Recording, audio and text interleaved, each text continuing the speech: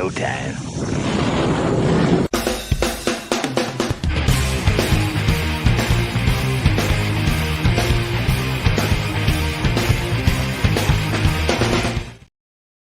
Hey guys, how you doing tonight on another Monday night episode of Monday Night Slot Car? With me tonight is Steve Pataki, correct?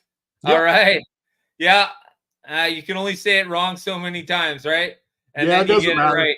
it right. So tonight we're going to be talking about a few innovations that he has, which are, if you ask me, they actually will extend out of HO because this is definitely something that can also be used to light up your 132nd or 124th cars.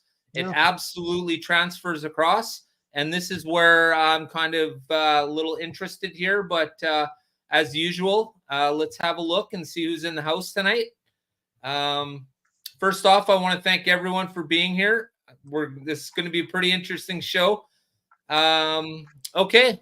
So first off, we have Donald Fuller. Donald, thank you very much. Not only is Donald a member, but he's also a moderator of mine. Thank you very much, Donald. I appreciate it. Sorry, Donald. And then 3 Bean. Dan, thank you, Dan, very much. I appreciate it once again. Dan is a member, and I appreciate that, Dan. And because of you tonight, we will talk about what is in the box. Thank you, Dan. Robert Fish, once again, thank you, Robert. I absolutely appreciate it, brother. We have some good conversations offline, and it's nice to have someone to talk slot cars with. And he's also a moderator. Thank you very much. Oh, Steve's popping in and out. I had to go to email, or YouTube. I should stay in my email, so that won't happen again. I'm sorry. There he goes. But he's back, so it's all good, guys. No problems. No problems. All right, Doug, another member. Doug, thank you very much. I appreciate it, brother. It's good to see you here. Robert Fish, of course. Slot Car Daddy. Ted, thanks, brother. I appreciate it, man. It's good to see you. There he is. Slot Car Daddy. Yo, brother. Thanks for joining us. Wow. Okay. Looks like Chris. Thank you, Chris. Absolutely fantastic. All right, guys. So the theme of tonight is innovation. And to start off with, I have some HO innovation, which I've just finished mentioning does transfer to the larger scale. And then we're going to talk a little bit about, this will definitely be only large scale, but this is also will allow you to run your HO on Carrera whenever you want. But we'll get into that later. And once again, thank you, Dan, from 3 Bean Raceway. I absolutely appreciate what you did, and that's fantastic. So we'll talk about that in a bit. But for now, we have Steve Pataki here, and he's going to tell us about what he's done to normal. These were AFX Aurora cars. One of them was, anyways. I'll let you talk about them. Okay, so go ahead, talk about what you have there. Sure. I can move the camera down, or I'll just talk first and kind of hold. Talk a bit and then show them. Okay. Cool. The first one I bought these police cars, and they were both supposed to be flamethrowers. It said working lights on the top, right? So I bought them. And of course, they didn't flash or anything. They just had a light that lit up, and I was pretty disappointed. Right. So I'm like, well, what can I do to make these things light up? Well, then I started to just kind of experiment with this one. Mm-hmm. And they already make self-blinking LEDs. So I thought, there we go. So I basically fitted a couple of LEDs up into one of these chassis. Pretty easy. Did a little bit of drilling, so a 3mm LED would fit in there, and super glued it. Nice. So anyway, I started out with the self-blinking blue LEDs, but they didn't stay sequential. You know, they blink, blink, blink, blink, blink, blink, blink, blink, blink. You know. Yeah, yeah, it was Like, never the right. yeah. It's So not that's consistent. yeah. So they were kind of acting erratic. So that's why I was messing with capacitors and everything. So and then I soldered in a little pigtail, so you can unplug it and separate the chassis. Yeah. Well, anyway, that was a bust. It didn't work like I wanted, and I didn't want to tear up this car because these seem to be a little bit scarce and cost more money. These are all over the damn place, so that's why I experimented with that. Right. Yeah. Well, then I run across these Mustangs that Tyco put out probably in the 80s. I'm not sure what year Oh Mustang yeah. that is. Right. Yeah. So It anyway, looks like these a Seiko. Yeah. Tyco, yeah, it's a Tyco. Yeah. So anyway, they already had circuitry inside of them, and Oh wow.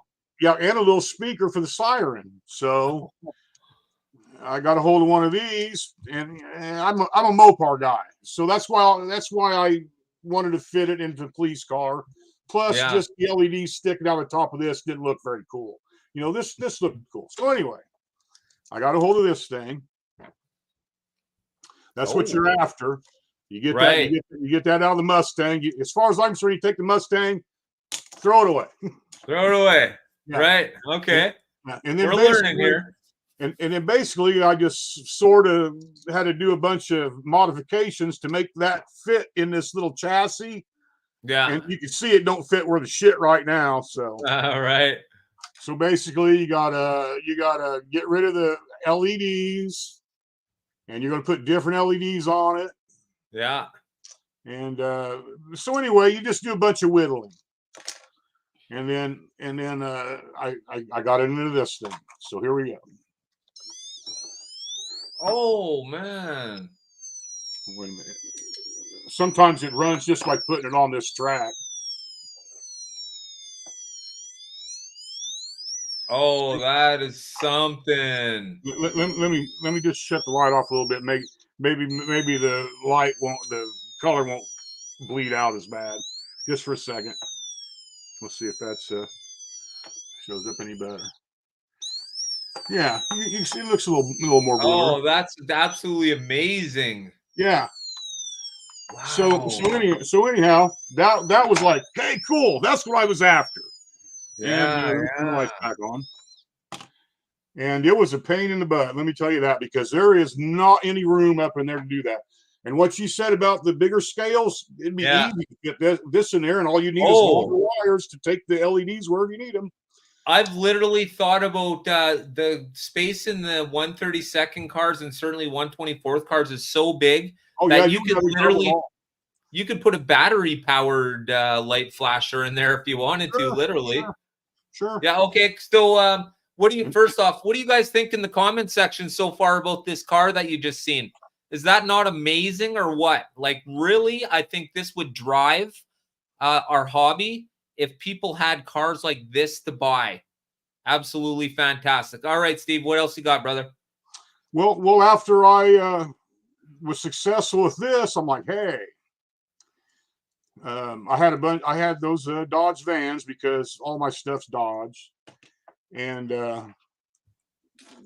so everybody's seen these.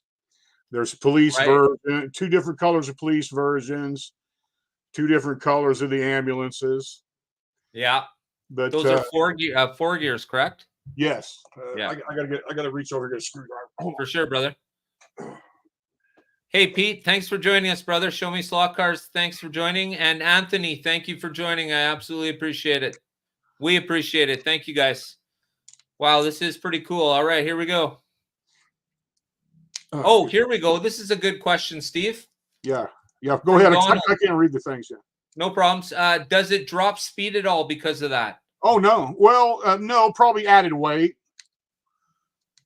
because LEDs don't take any power at all. But I don't know. I never really tested it because I'm not into the speed I'm not into part. racy stuff, No, you're into the coolness of it, right? Yeah. Like modifying it. But no, I don't think really. Now with the vans, with the adding the LEDs and the wiring up in this top, where I'm getting ready, I'm trying to take this top off this one. There's nothing in it. it did add a little weight to them, so they're a little more top heavy going around the corners. The vans are. Right. Yeah. So anyway, these vans never had any lights in them at all. So I'm like, well, I'm gonna get one of these things in this van. Well, there's 4 lights on the van. Right. Well, once you pop this silly thing off, because all they did was they had their old body, and then they made this thing, and then they screwed it on there, and then bam, you got a police van. Right.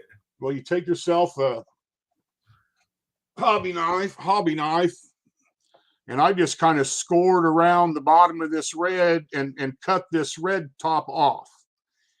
Cuts off pretty easy. And then I kind of had to ream a little bit. But anyway, there's already holes up in there, and they're 3mm pretty much, and them 3mm LEDs kind of snap right in there. So it's like they were made to fit. Oh my gosh. Yeah. So I poked the first van I did was this rescue van, and I made all the lights red flashing. Oh. So when I tied them in, of course, this thing here, you just got your right and your left. So when I laid the wiring out up in under here with the LEDs, I tied this corner together and this corner together and put it on one side. Oh, yeah. And then tied this corner together with this corner and put it on the other side. So that way they're crosswise or whatever. And then so here's the effect of that. Okay. Yeah. Nope. Just put it on the right slot. There we go. Oh. Okay. Oh, now that was pretty cool. So I'm like, cool. Now I'm going to do my police van. Oh my gosh.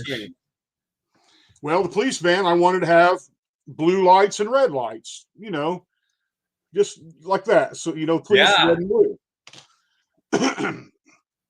So I tried to use 3mm blue LEDs in the van.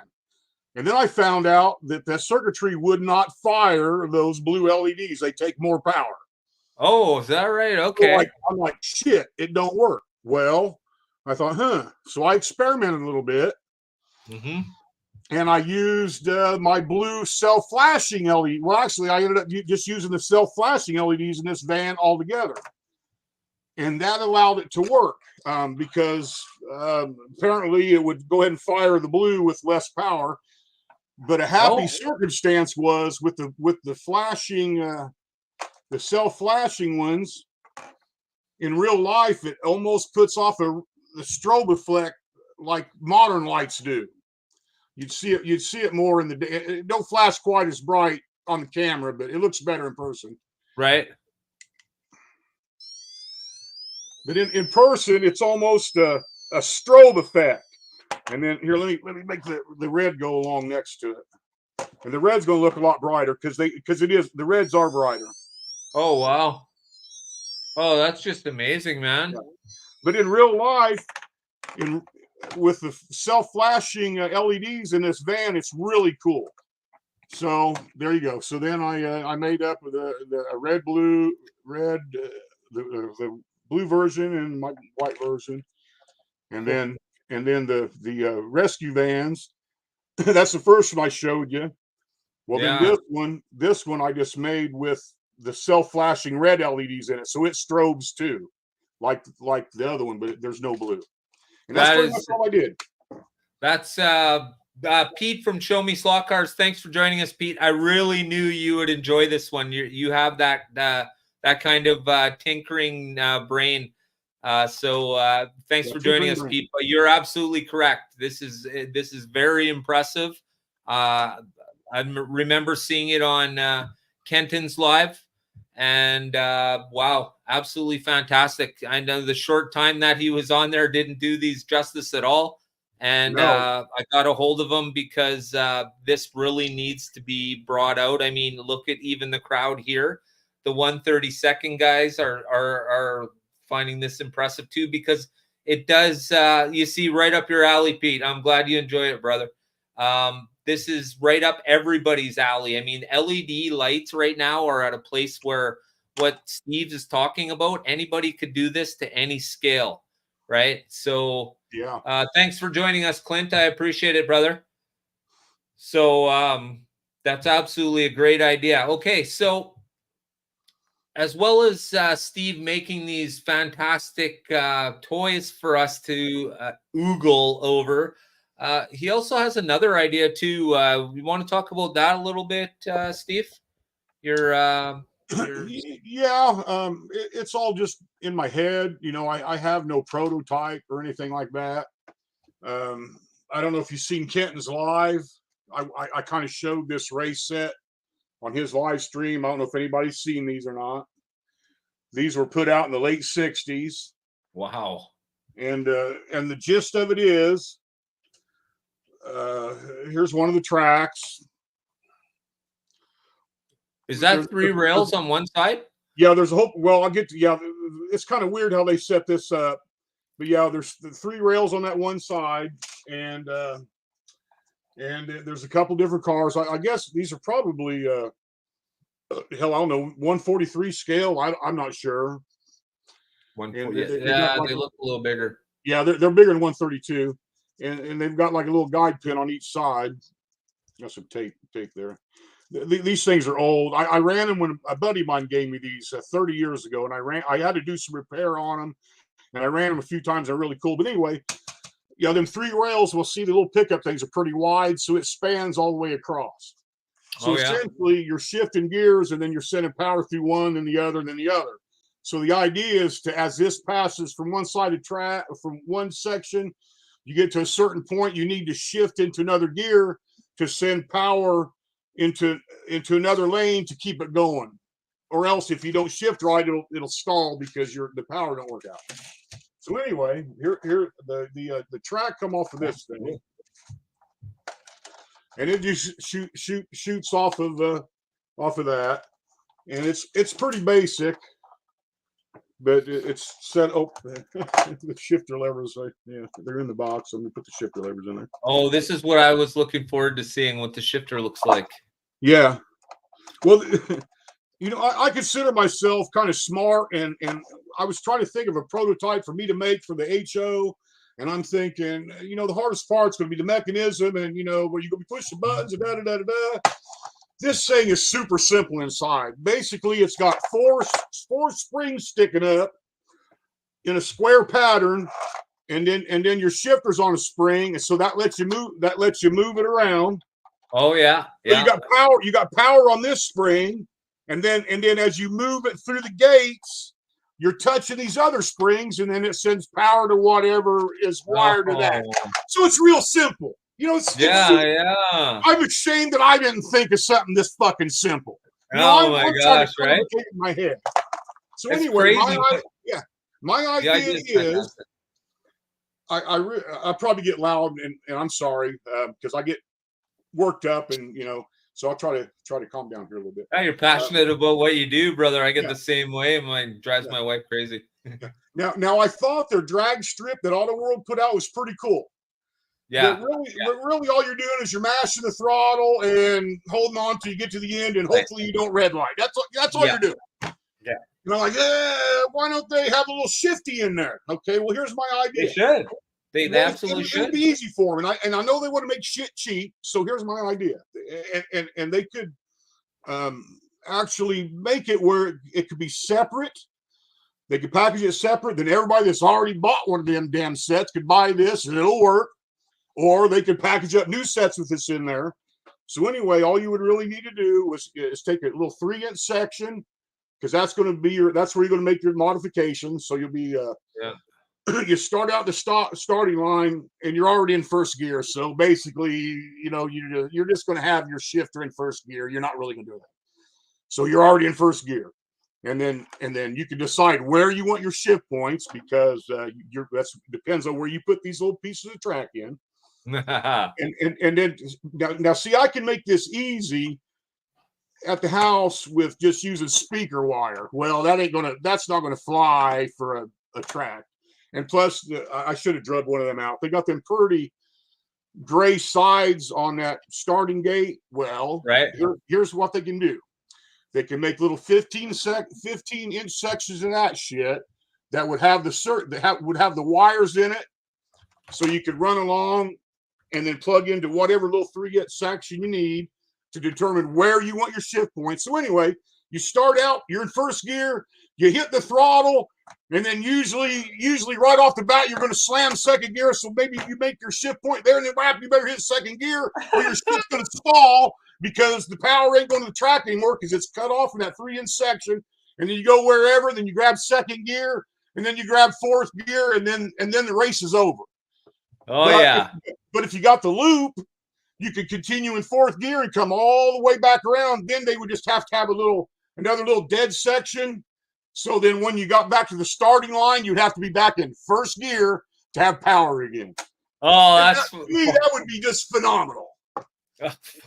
Make it awesome. Auto World, or hell, AFX could make it. You could plug right into Auto World shit, and that would really piss Auto World off. That's right. Definitely. I said fucking, he said shit. Oh my gosh. Oh, I'm sorry. No, that's the good thing about my stream. But the only rule is I get to swear more than the guests, so I'm gonna have to say fuck again, just so I'm 2-1 on you. Okay. Well, I gotta explain something. Carry on, but that's absolutely fantastic. I agree with Pete. That is an absolutely fantastic and really cool idea. And even if they were to produce this type of set separate from the one that they already did, or make modifications to it, like you were saying. Yeah. This show is not listed on YouTube for content for children anyways. So I'm sorry. But it doesn't matter. It doesn't matter. This is my channel. You can say fuck if you want. But the only thing use it constructively, though. That's all. That's all. Yeah. The only thing I'm having a hard time in my head that would be hard for them to produce would be how they would want to do the shifter mechanism without making a new controller. Because my idea would be you can use whatever controller you want. Because that first section of track where you're going to have to shift in first gear, that's going to be your power tap. So whatever shifter mechanism will have to plug into that, and then you could continue on to the others. But anyway, I'm like, what would be the best way to make a shifter deal without having to make a new controller, so you got something to hang on to? That's what I was just thinking. So it'd be kind of difficult for them to make a clamp system. So what I was thinking in my head, but it wouldn't work if you were standing up. You'd have to have a table or something, but it could just be your little shifter mechanism, and then you would have a little flat plate that just sticks out the front that your hand could rest on. So you're basically holding, you can hold it down because they're going to be shifting hard. So yeah, like hold it down that way. Other than that, I don't have that really figured out good. How it'll be held down. But I agree with you. The shifter needs to be bigger than that little knob. Well, sure. Yeah, sure. Yeah. They can make that whatever they want. And then they can some realistic rule would be cool. Big her shifter. So yeah, I don't know. Right. I don't know yeah. That sounds absolutely awesome. Oh, look at Pete saying Pete's big into 3D printing. So he was saying he could probably I'd love to have a 3D printer. Oh man, yeah. Couple hundred though. One could be yours if the price is right. They're getting cheaper, and down the road I'm liable to get one. Yeah. Hell, I do shit the old-fashioned way, whittle it out of whatever I got. Right. I'll make something if I have to. Yeah. I don't need that chair anymore. I didn't hear you. Yeah. Yeah. No, I get. I don't fit under the kids category. Kids aren't showing my stuff. Technically, if you're on YouTube, you're supposed to be a certain age, and that certain age puts you in a category to either make adult content or children's content. And the problem with DNA and Sasha is Sasha's a child, and DNA is making adult content. So that's a problem for YouTube because you can't have children on adult content or you can't get monetized. Yeah. This for Brian Young. I know he ain't watching, but here you go, Brian. and I like Dr. Pepper too, but here you go, Brian. Pepsi, man. Yeah, no kidding. So, I don't worry too much about that anyways. It's more about until you get much further up. I make decent money right now. People who say they don't make money off of YouTube aren't doing it right, and I will be putting out a video about that soon. But you can make money. I'm gonna get my own channel. Yeah, you'd think everybody would do it then. Now, I didn't say I'm getting rich. No. No, but it does pay for the hobby per se, which is nice. And it is something worth almost talking about. Hey, right on. I just watched a whole bunch of your videos. Great stuff, brother. Awesome. Keep it up. More great creators. So, any thoughts for you maybe getting yourself out there, or do you have Who, me? Facebook page or anything? Yeah. I was on Facebook, but without getting political, when Facebook started shitting on the conservatives and blocking all that crap, I shut down my Facebook and I won't go back to them. Screw them. Right. That's just my feeling. But I thought about maybe a channel, but I got so many interests. Hell, I do RC shit. I got RC tanks from this big up to 300 pounds in the other room, 1/6 scale. I've got there's a few people RC and slot car. Yeah, I've got off-road trucks this small up to a 1/6 scale axial Jeep. I've got airsoft weapons that are replicas of German machine guns and the Chicago typewriter and pew pews, and so I'm into all kinds of stuff. So I thought about maybe doing a toy channel or something. Hell, I don't know. Well, just do a little bit of everything, like I've reviewed a drone on my channel. I've driven to the Canadian Artillery Museum. Wow. And walked around there. Well, that's pretty impressive, man. Like, oh my gosh, standing in front of a tank, it's like, wow. Yeah. You don't even get it until you're like right there looking like it's just everywhere. I was only able to stand next to Sherman in real life one time at a VFW over in Indiana, and they are impressive. Yeah, that's for sure. That was a little tank. Yeah, they actually were. It's just sheer mass of them. That was what won the war, right? So, yep. Thank goodness for that.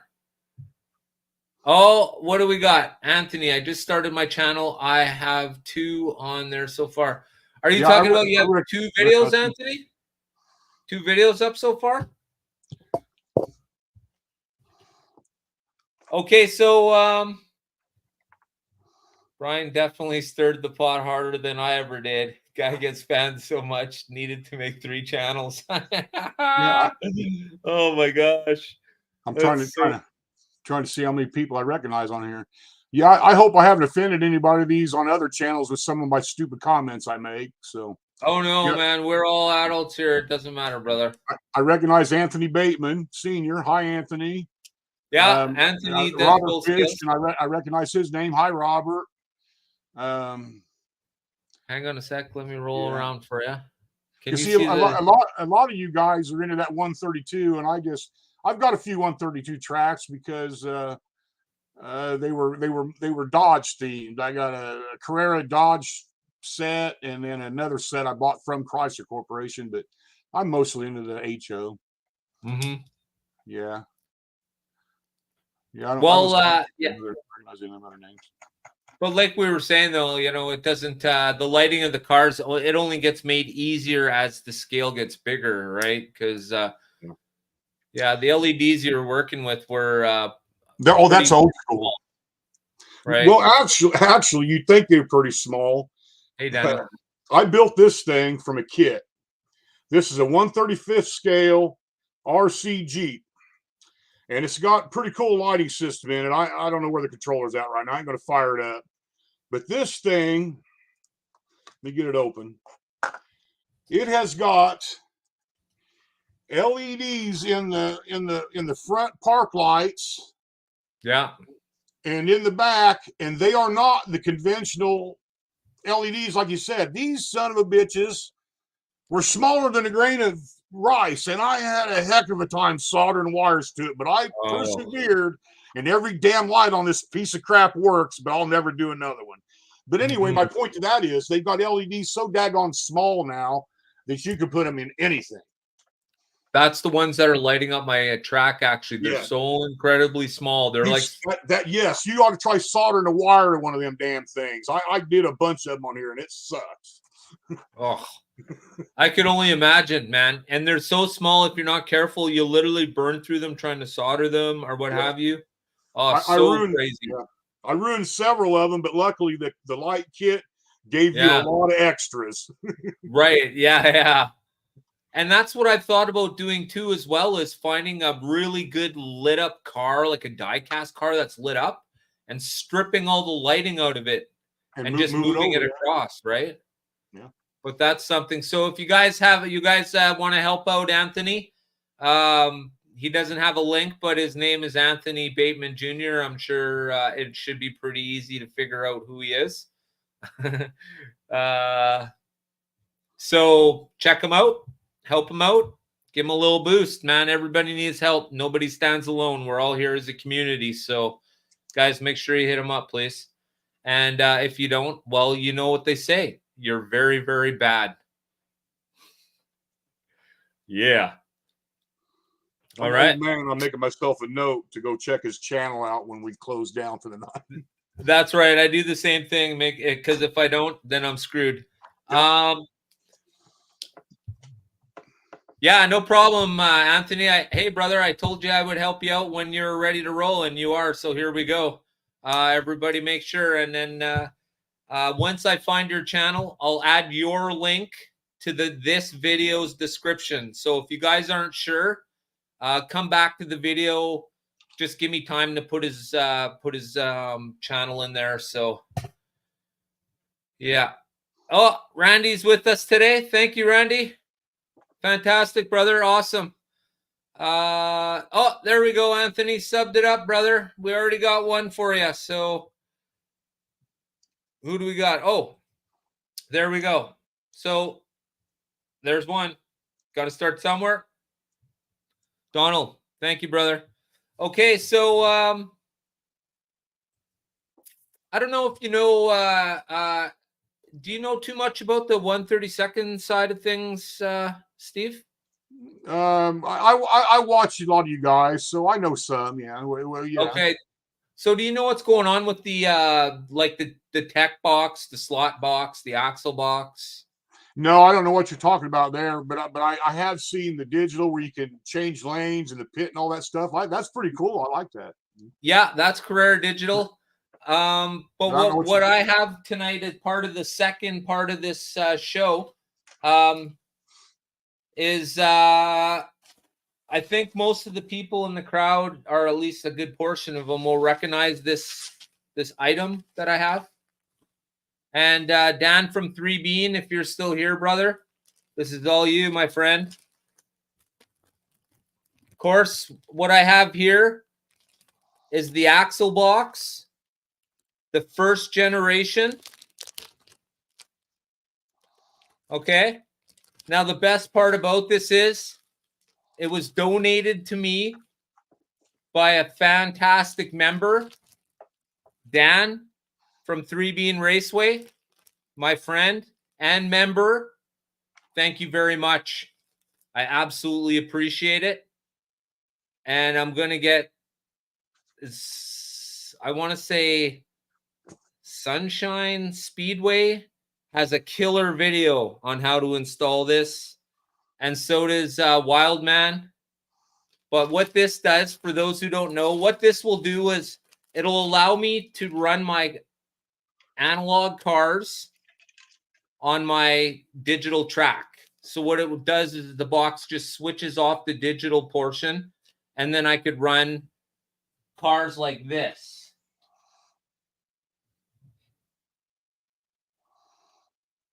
Because I don't want to chip this car. It's just too much. This car is already $150. To put a chip in it is another $50. And then if I do that, am I going to want to race a $200 car around my track? Shelf Queen? I don't have Shelf Queen, so that just won't work. But I do like, I'm a big fan of the Carrera Digital. So that's exactly where this will come in. I'm not going to get into this too much, but if you're a larger scale person, you know what I'm talking about here. So this would be definitely a conversation to have to a stream in itself. because this is probably like an hour discussion by itself. And I'm looking forward to it, of course, because I got all these higher end cars and none of them come chipped, which is a problem. So hopefully Carrera will add that to their tracks instead of us having the cars you're talking about. You can run them on an old analog track, though, right? these. Yeah, absolutely. This can be run on like an Inco or Yeah. So that box you're showing will tie into a digital track and then change it so you can run analog cars on it then. Correct. Absolutely. Okay. Yeah, that's what it does. It shuts off the digital signal and then switches it to analog. So the Carrera cars already have the switch, so they can just switch from digital to analog. Yeah, it's not a problem. And what I was doing for a while, and it's not really super hard, but it's a pain in the ass, especially if you want to set your track, start doing layout and stuff like that, is you got to have it or you're going to be stuck doing one or the other, and you can't switch them out once you set your layout. So this way you have the digital pad in, because there's two different pads for Carrera. There's a digital and then there's a analog. And the two different setups, you can't use the same controllers. They're not compatible. And the axle box will allow, this is a first generation axle box, and it'll allow me to use my aftermarket True Speed controllers for my digital on the analog set. So it's going to be pretty awesome. I can't wait. I got a lot of premium cars because I don't want to buy any low end cars. I feel like I'm buying Auto World cars, and I really don't. I'm not a big fan of that. In fact, Auto World drove Steve from Stockpile Hobbies to quit, man, because he was just had enough of dealing with crazy stuff. So he finally had enough. Yeah, 4-lane, I think 2 lanes. Marty does 4-lane setup. He's got a video for the 4-lane. So what do we got here? Clear Donald, is that Clearwater's YouTube channel? I was thinking about us. Anthony, to tell you the honest truth, I was literally okay with just pulling the pads in and out and switching them up as I needed. It was becoming a pain in the ass, mind you. But like I said, I couldn't set my layout either, which if you've seen my HO layout, you know that there's absolutely no way the Carrera track is going to stay just track and table. It's going to be done up with lighting and everything. So, and I can't use the same lighting, but I can use the same plug and play.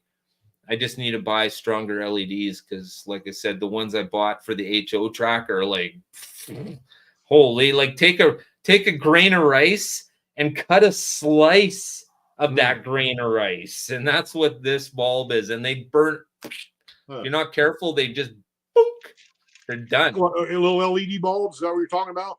Yeah, the diodes, yeah. Well, yeah, most of them LEDs you got to run a resistor first, because them LEDs run on like less than 3 volts. So yeah, you got to do something. You can't feed them too much volts or they'll burn up. Right. Yeah, I use the Woodland Scenics plug and play. I don't know if you've ever seen that. No, I like I said, I tinker around with shit that myself. Like on this board here, I'm trying to figure out where the siren comes from. I'm not a big electronics wizard, but I do know that this big thing's a capacitor. Yeah, so that's basically just like a storage thing. And then it looks like there's three little resistors, and they got colored bands on them that I know means different things, but I'm not electronic whiz. And then this other little thing at the bottom is just a diode, and diodes only let power run one way. And that's what LEDs are. They're light emitting diodes. They only let power run one way. That's why LEDs, if you don't feed them the voltage the right way, they don't work. And then the only thing I don't know what it is, and you're never going to be able to see it on here, but there's a tiny little thing under this capacitor. I'm not sure what it is, But I think the brains of everything that makes this thing flash and the siren is encased in this little dot of black goo under here. Oh I yeah. think that's where the brain's at. So, but anyway, LEDs, you gotta feed the power through a resistor before you power the LED, or they'll burn up. Right. Okay, so guys, if you haven't hit up Clearwater, the link is in the description or in the comments. Please do so quickly and come right back. All right. And you know what they say? If you don't subscribe, you're very, very bad. That's right. Don't be bad. Okay. Oh, yes. Yeah, no problem, Clearwater. All good, brother. Very good. And like they say, your check is in the mail. No, it literally is. Weird. But hey, you know, that's all right. Okay, so are there any questions, you guys, about these cars? You want to just show us them one more time, Steve? Sure. Yeah, any questions about what Steve has done, or want to run something by him maybe, or like I said, if you guys are interested in trying to modify your other stuff, I got these through a place called Slot Car Central out of New York. He had these Mustangs, so that's where I got them at. Oh, I got one of them took apart. Here, I'll put them all on there. Okay. All right. Okay. See if I can drive them off the track. Here, I better all right. Demolition Derby. Oh, that's awesome. Oh my gosh.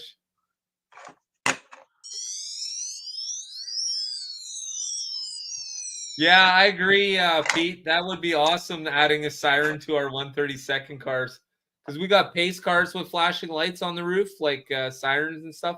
But no, I shouldn't say sirens, flashing lights. But we do need some sort of siren noise, I think. Well, here's a question. All in here. Robert wants you to go over the setup for the LED lighting. I don't know what do you want? I don't understand. Run over the flashing LED setup again, please. Oh, what you've done to get the LEDs flashing like that? Oh, I made this board that Tyco made. I just made them fit in these vans. I'm not really sure what he's asking. Okay, I think what he wants to know is if someone wants to make this, explain it how they would do that. Oh, you know what? I'll tell you what. If you guys are really interested, you know, I bought some stuff. I thought about putting some together and throwing them on eBay, see how much people want to spend. But if you guys want to contact me through my email, I can try to give you some detailed instructions. So let's see here. Okay, join the chat. I'll put my email here in the chat. Maybe. Uh-oh. No, it'll shut me down if I do that because it wants me to connect to YouTube. My email is rumblebee1@aol.com. But I don't spell Rumblebee with 8s. I don't spell Rumblebee with B's and 3s. I spell it with 8s and 3s, if you guys could understand that. So it's Rumblebee1 with 8s and 3s instead of B's and E's at AOL.com. So if you guys want to shoot me an email, I can maybe give you some detailed instructions. So there you go, guys. Then I'll add that as well. I'll make sure I get the proper. Oh yeah, you've got my email, so maybe you could put it in the link there. I can't do that because if I jump off here, go to YouTube, I'll be blank screen again. So, but I don't mind if you much message me. So let's see quickly if I. Oh yeah, okay. All right. So, but you are going to need soldering skills and patience. If you're going to fit them in little vans. If you're putting them in the big 132 scale, shit, hell, you put them anywhere, I'm sure. Yeah. Okay. Here's his email, guys.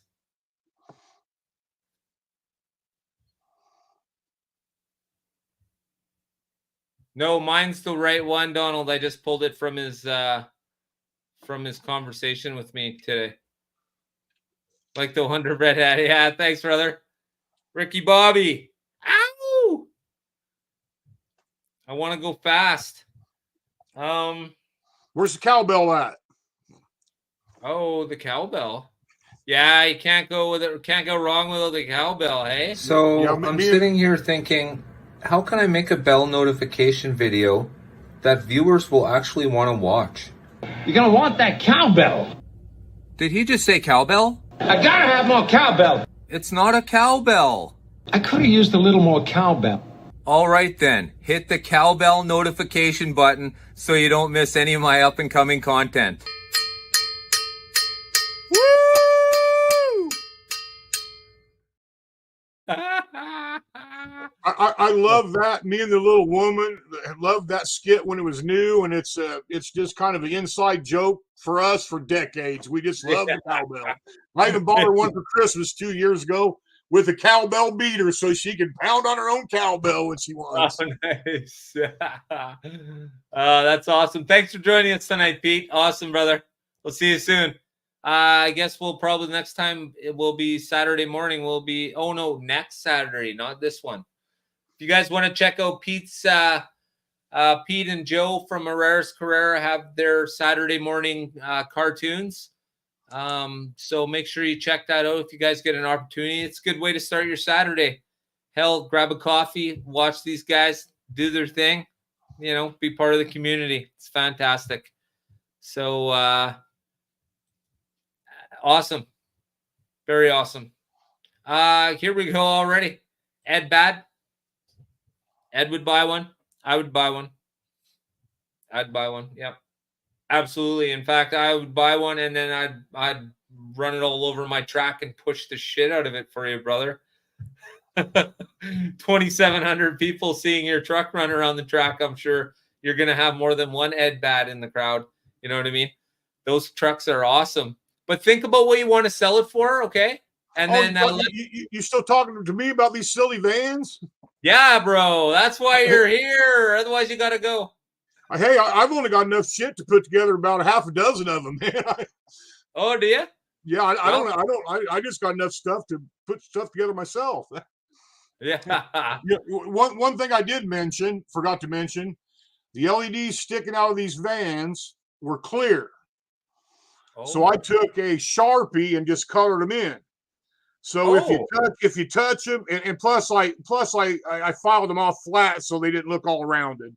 Right. So if you keep touching them, the color will wipe off. So you got to hit them with the Sharpie every now and then.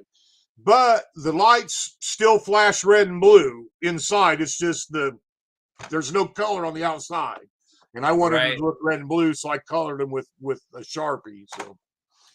Well, it seems to work pretty good, man. They still have really great color. Like it seems. Well, the color comes from the LED because they actually flash red and blue. Oh yeah, you were saying the glass is not colored. Yeah, yes, just the glass was clear. Now, so the LED itself. I wanted to say one interesting thing. I run across the YouTube video about this Japanese fellow that invented the blue LED. I guess it was a pain in the ass to make them blue. Oh, blue is the hardest one to make. Red was the first one. Yes, red was first, and then they made the green. Well, what was so important about the blue one? If he wasn't able to make the blue one, we wouldn't have all these cool LED TVs because you needed the red, the green, and the blue to make the picture. If you ever looked at your old TVs and you got up real close, them pixels were only red, green, and blue. So it was a real big deal. I invite everybody to go watch that video on YouTube. You watched the same one I did. Making the blue LED. You'll find it. Yeah, that was pretty impressive. That's a pretty good watch, actually. I caught my attention. All right. So we're at the portion of the night where we're going to do the 3 questions tonight. And Steve, you can answer too if you're capable. Can you answer in the comments or no? Well, all my stuff's Mopar, so it'll be factory only with no numbers. Hemi power, and I like all the world, so I like the pancake motors. So there you go. Not today, brother. Sorry, but that's where I'm at. Okay, here we go. 3 questions, and it has nothing to do with slot cars. Woo! Okay, here we go. I'm going to mix it up a little bit. Question number 1. You're having grilled cheese. What kind of soup you having with it? Oh, cream of mushroom. You're having a grilled cheese sandwich. What kind of soup are you eating with it, guys? Tomato. It's coming. Tomato. Tomato. I would have to say tomato myself, too. Tomato seems to be like the grilled cheese and tomato kind of thing. Made with milk and not water. Right. And you have to be careful, though, too, because some of the new tomato soups will curdle the... It doesn't mix with the milk right, and I noticed that, and I don't like it. Yeah, it's because of the acidity they put in it now, and that's why you have to use the water. So it definitely... Oh, so fast this here. We have another person. Oh, Kevlar, thanks for joining us. Amanda says tomato. Thank you, Amanda. Tomato, Clearwater, tomato, Doug, tomato. Yeah, it's definitely tomato. Okay. Tomato. So it kind of looks like the world's in touch with what this one is, Kit. So I'm having a ham and cheese sandwich. What soup am I having with it? This is only going to get tougher. The last one will just blow everyone away. I bet you they never even thought about this one. But what kind of sandwich you having with the ham? Or sorry, soup are you having with the ham sandwich? Light tap. Chips. Yeah. Half water, half milk. Is that the secret? So will that curdle the milk or no? That's just not enough for it to make a difference. Okay, veggie. I have to go with veggie for myself. If I'm having a ham sandwich, I like a veggie soup. Minestrone, that's a good one. Absolutely. Veggie. Okay. All right, so here it goes. I told you the third one was going to be a stumper. Are you guys ready? Cream of potato. Oh. Huh. All right. Fucking weird Canadians, man. He's part of that fucking maple syrup heist. Watch out for that guy. All right. Are you guys ready? So I'm having an egg salad sandwich. What soup am I having? Oh, no soup. A soup wouldn't pop into mind. Irene was the same way. She just doesn't have No soup. Does anybody egg? I think I'm pretty much with you. I don't think I'm having soup with an egg salad kind of thing. So cream of mushroom with egg salad. Something with poison because egg salad sucks. And you know what, Billy? I knew there was going to be one of those persons in the house too. All right. Well, here's Warren just popped in. Salad sucks. And you know what, Billy? I knew there was going to be one of those persons in the house too. Uh-oh. All right. Well, here's Warren just popped in. Salad sucks. And you know what, Billy? I knew there was going to be one of those. I think we have to kill Warren now. Uh-oh. All right. Well, here's Warren. That's got to be you, Warren. I think we have to kill Warren now. You got to turn down your music, Warren. Hey. There we go. We got you. Oh, wait. I got to turn. Do I turn my sound up here? We can't hear you. Oh, boy. Egg salad sandwiches, sweet pickle relish. Oh, boy. Can you guys hear me? Yeah. Oh, hello. Oh, you don't hear us? Uh-oh. We hear you. We hear you just fine. Hey, Robert. Hey, Dan. How you doing? Can you guys hear me? Yeah, we can hear you. No. Oh, you're fired. There's a little bit of a lag here too. Oh, is there? Second. Oh my gosh. Lag. Do this. Is that the intro music? Present settings. Wait for the old guy. I'm figuring it out. I don't know if you can hear me. Okay, while the old guy's figuring it out. Can you hear the old guy? Can you hear the old guy? We can hear you. How old are you, old guy? I can't hear you. What? Oh my God. What's going on? Oh, wait. 1 second. Oh, can you hear me? You can hear me. We can hear you. We can hear you. Oh, thanks. Thanks what? Is there feedback now because of my speaker? Can you hear me? All right. Can you Excellent. How's it going? Hey, everybody. can you hear us? Yes, but there's like a lag. There's like a 5-second lag. Is there really? Okay. Yeah, I can hear you. We hear you. We hear you. Yeah. Oh, okay. So It's going to space, and then it's going to Winnipeg, and then it's going back to space, and then to everybody. Yeah. I think the funniest one is can you hear me? Oh, there's somebody. Hey, hosers. So somebody watched my 45 minutes of Strange Brew the other day. Can you hear me? I don't know, Tom. Can you yell louder? We can't hear you, brother. Oh, So Fast. Quickly, if you guys haven't seen So Fast, he also has a channel as well. So please make sure you hit that up. Donald, do you think you can grab that for me, please, brother? Throw up his channel, whatever it is, the blah blah blah. Link, clickable link.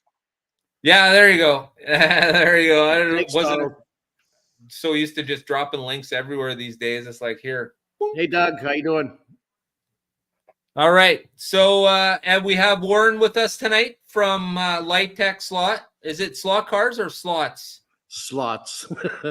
Light Tech Slots. At least we got it right this time, because what was I saying last week? I can't remember. It was like light.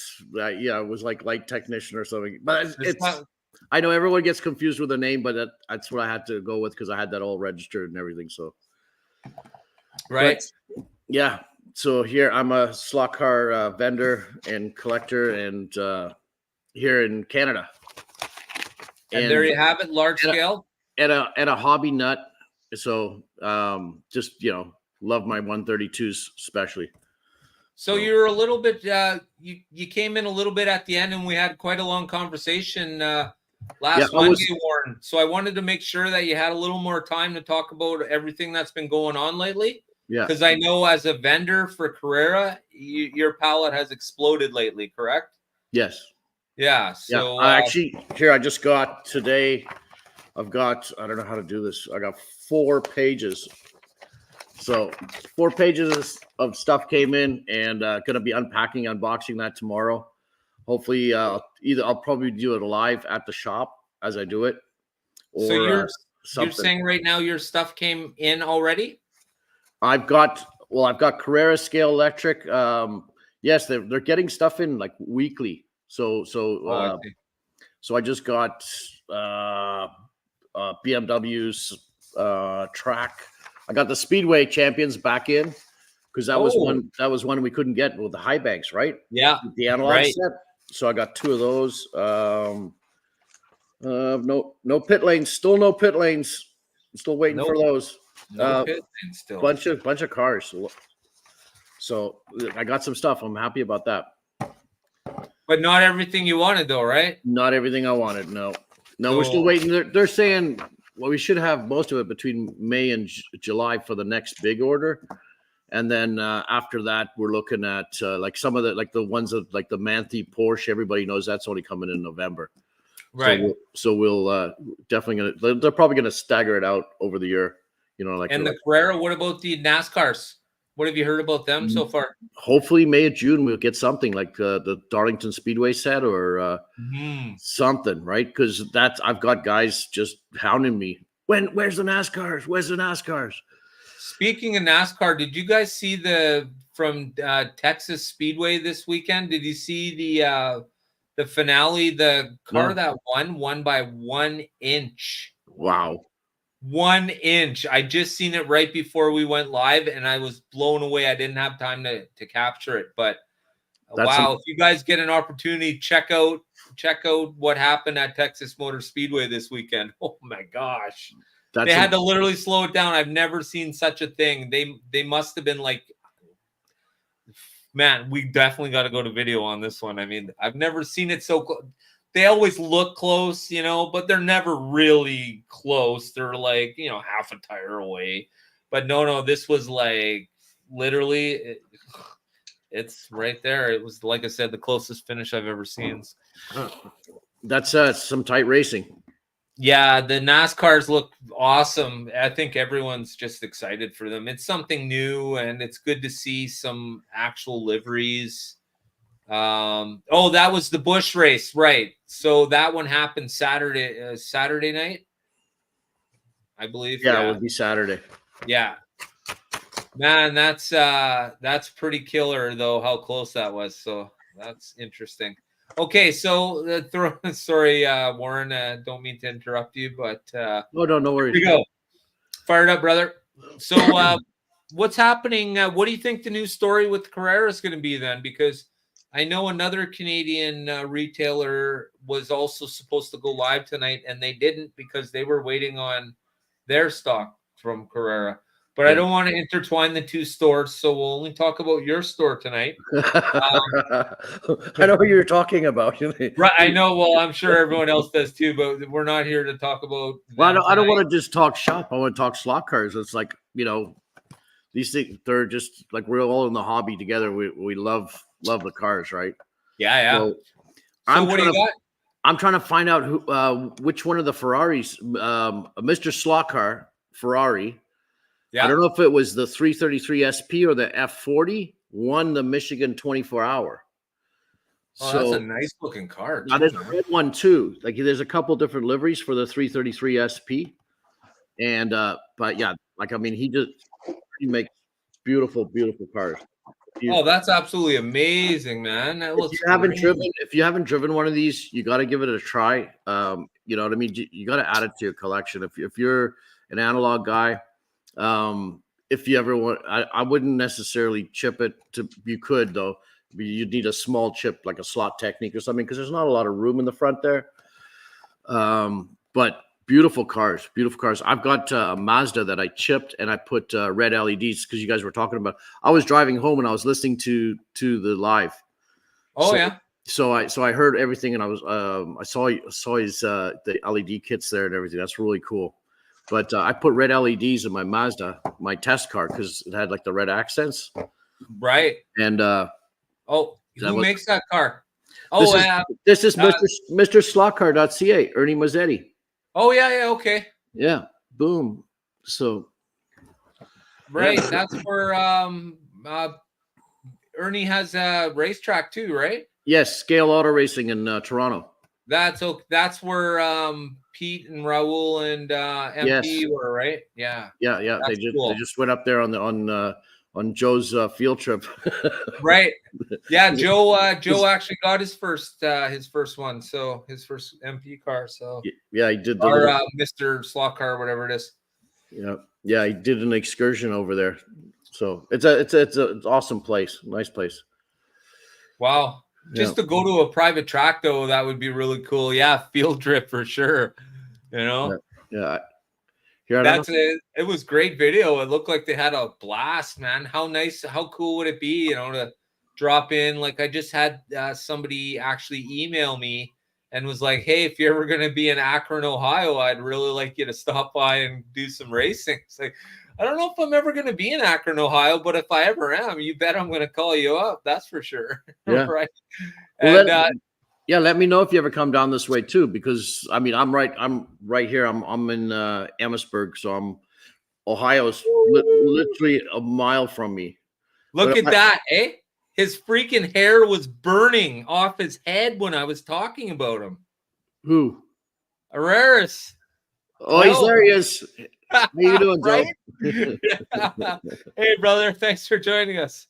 Yeah, we were just talking. Or I was just talking about you. Talking lots of shit, brother. Fuck, you need to roll back. Shit talking going on here. Right on. Yeah, great trip, man. We all had a great. We all enjoyed living vicariously through yours. But to answer your question, Warren, there's one of two things that are going to happen this year. I'm either going to Whistler and we stay at Whistler Mountain in the Village for a week, Right. Or we're going east, and I'm going to do the bumping into everybody along the way sort of thing, because there are a few people from the HO scale as well. For one, Robert Fish, my moderator, I'll be stopping into him, bringing, wherever we'll gather up kind of thing. And then, yeah, of course, doing the meetup and going to like a club track would be kind of nice kind of thing, doesn't have to be super huge, but it would be nice to get out. And of course, if I go west, there are a few tracks in bigger club tracks in BC. I'm trying to think of the name of it's like a retirement area. It's where all the old folks go. Oh no. It's right there. It's actually where my uncle is. He moved from Vancouver to shit. Well, here in the United States, Kelowna. it's Florida. Kelowna, yeah. Yeah, this Kelowna is the Canadian Florida. Yeah. Oh my gosh. I'm watching the chat here on the other screen, but there is a little bit of a lag. I realized what I was doing. I had the live up on YouTube, but you're not interested in that. Let's talk slot cars. So, that's right. So what do you got? What's the new thing right now? Oh, Sarnia is the retirement community. Sarnia is a retirement community. Yeah. Which area are you in? It's the petro hub for Canada, Sarnia. They make Sarnia, yeah. They got all the refineries there. Well, that's why it's the most contaminated city in Canada. Hey? I think it's the air is contaminated in Sarnia, apparently they were saying. Yeah. I seen a big, huge news thing on it there talking about air quality. I'm sure it's not the best. But, I mean, I live across from Detroit, so it's... yeah, all right. I've had issues from there, forever, but there ain't shit going down in Detroit these days, unless you're worried about a little bit of a little gunpowder smell in the air. Yeah. Oh my gosh. Yeah. So what are you running? What do you got going on lately, Warren? I'm just trying to get everything up on the website. I've actually been overwhelmed, and there's like I got so much in all at once. So I try to sell my kidney to cover it all. Nobody wants it. Oh, damn, eh? I know. So I'm just sticking to selling slot cars. So go take a look at my website. I've got I have a promotion on with the I've given 10% off right now for the month of April because it's my birthday month. So there you go. Got a coupon code Canada. So. And there you go. So go to Warren's store at what is it, Warren? LightTechSlots.ca and put in Canada as your coupon code. Canada. That's right. Yeah. Happy birthday. Yeah, it's for happy birthday month. Woo. So, happy birthday month. I got one of those friends too. Everybody's got birthdays in April. It's like brutal. Yeah. It's my wife's birthday next week. We actually have a birthday party this weekend. And then my friends, my mother's, my son-in-law. So it's like literally all of us are all in April. But okay, so I have a question for you. Shoot, I don't know if I can answer it, but I'll try. That chip that you got, can I chip either of these cars with it, the NSR or the Revo? Will that work for either of these? You could do, yes, but you're going to have to do some soldering. As long as you're comfortable with the soldering. Yeah. That's the slotted SB43. Right. So, because it's a nice compact chip. Now, but there's lots of room in there, so you could always put a Carrera chip. And the Revo is already pre-drilled for the Carrera chip. It's got the switch and the hole in it. So you could go with either one. Oh, that's an NSR. The NSR, no, the NSR. I did a video years ago, or say years, but it was last year, where I did an NSR, and then I actually took the soldering gun and I had to put a hole in it for the IR sensor. So I told all the Italians and NSR fans to look away, And I think there's still people that are not happy with me about that. Oh, Joe, Herrera's Carrera, are you still here? Yeah, so What? they don't all. Okay, so I would have to what car would I be using to chip the NSR then? I'm sorry. You mean what chip? Yeah. What chip for the NSR? Yeah.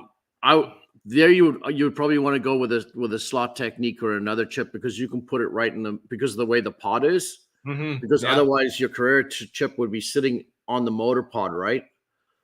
Inside the middle. Yeah. And you want the IR sensor to be right at the hole. So you would want to go with the slot technique, because it has a remote IR sensor. Yeah. There's a lot of soldering with that one though. And then there's also Frankenslot has a digital chip for it. I see. That you could use the same thing, whereas you've got an IR sensor and you can drop the IR sensor in the hole in the position where it has to be, and then put the chip inboard wherever you want, balance it out on your car. So that's another whole thing. The tuning aspect of those cars, having just done that Revo and then been playing around with it, and then looking at Home Racing World and all the resources online, there's guys like there's so many different solutions to that, right? And ways guys set up their cars. It's not one size fits all. Like some guys I saw that they cut out in the rear between the rear axle posts. They cut that section of the frame out in the pod. Oh. And then put their magnets in there, because they still wanted to run magnets. See, right. But then you get into that whole thing, magnets, no magnets, and some people hold their noses and are like, you have to choose a side. There could only be one. Right. But to me, it's like to each their own, and everybody fits in, and everybody has does their thing the way they want to do it. Right. Can I ask a question, you guys, since you're into the racing stuff? I don't really have anybody to ask the racing things.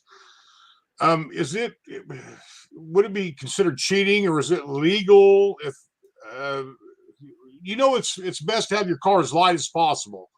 Now, what if you you took a little drill bit into your frame and just drilled holes here and there just to remove plastic where it didn't need to be, just to lighten the car and all that kind of shit? Would that be considered cheating, or is that something you could do to go out and race? How are the rules set up is what I'm getting at. It depends on the club and what classes they race. Oh, okay. So, and then sometimes when you're lightening up stuff like that, you start putting your frame's going to bend, especially if you're going. That's why I say you'd have to pick and choose where you do. Yeah. I don't know. I haven't really played with the bigger stuff. I just was thinking about that. Yeah, it would depend on the club and the guys you race with, or what you just decide to race. The one group of guys I raced with on Tuesday night, we're doing Carrera digital solely, but now we're going to start Nomag, and then we're going to do Nomag 1 design, and we're going to go with BMW M1s. So we were thinking, and then we were thinking if we can't find enough M1s for everybody, we did that because most of the guys have M1s already. So we're going to go with them, but then a bunch of the guys have GTYs. So then we were thinking, okay, let's see. So we're going to try it tomorrow night. We're going to race the GTYs and the M1s together with no magnets, because the GTYs don't handle that great to begin with, and see how that works out, if they're close competitively, or if it's like a big disadvantage. But we're trying, so it'll be like a two design GTY M1s in racing together. We'll see if they're competitive together. If they're not, we'll choose one car or the other, and then race them like that. So, and then we got to figure out a way to keep the races flowing, because we all want to race. So. Right. Yeah. Well, exactly. No, you don't really want to watch racing. You want to be racing. Well, no, what's happening is we're tuning in between, and then we're like holding up stuff because somebody's pulled their car apart, and then they're just like, go ahead, just go ahead. We're like, come on, man. And it's like, but because it's fun. It's all in fun. So we're like, okay, hurry up, screw your car back together. Then he gets it together and gets back on the track. but it's a good time. That's what it's about, right? Yeah, absolutely. Yeah. Looks like Danny from Dick's Slot Car Garage has joined us. Thanks for joining us, Danny. I appreciate that, brother. What have you been working on lately? If you want to just throw that down in the comments there. Yeah, Dick's Slot Car Garage, once again, another creator in the house. Thank you very much, Danny. I absolutely appreciate it.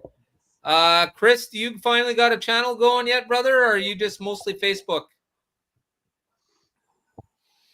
And of course, Slot Car Daddy, stop by and hit up Slot Car Daddy. Boy, we got a lot of creators in the house tonight, which is absolutely fantastic because that means the hobby's growing. And that's what this is pretty much all about, right? Monday Night Slot Car Live has always been about growing the hobby. It's always been about bringing the community together. And oddly enough, I have a giveaway that wasn't collected. So I don't even remember what's in it, to tell you the honest truth. So I'm going to open it up right now. And, was it the Mustang? No, not this one. The Mustang is Tom's. And I'll be sending that out very soon. Tomorrow actually is very soon. So, okay, let's see what we got here. I literally don't know what this is. This is so weird. I've had it for so long now. Mystery box. Yeah, I love a mystery box, especially when it's mine, and I don't even know what it is. It's not like somebody sent it to me, mystery box. It's like, dude, it's been in your house, mystery box. Yeah, Tom, Tom won that. It's a great deal too. You got the Slot Invasion rear axle kit for the DTM, which is valued at $50, and then you got the AFX car, which is valued at $60. Then you got the upgraded, what was it?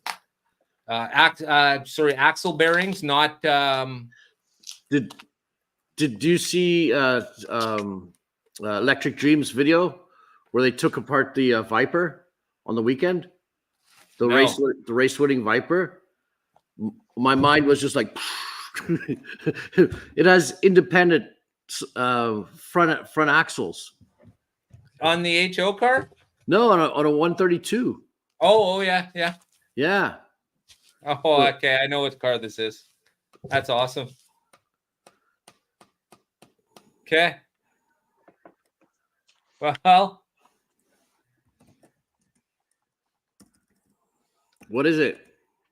GT40. Ah. Where was it supposed to go? It was a giveaway, part of a 4-car giveaway of 4 of these cars, actually.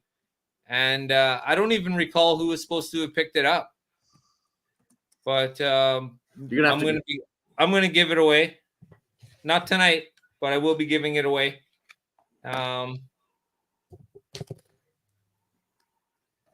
Keep that to the side for a moment.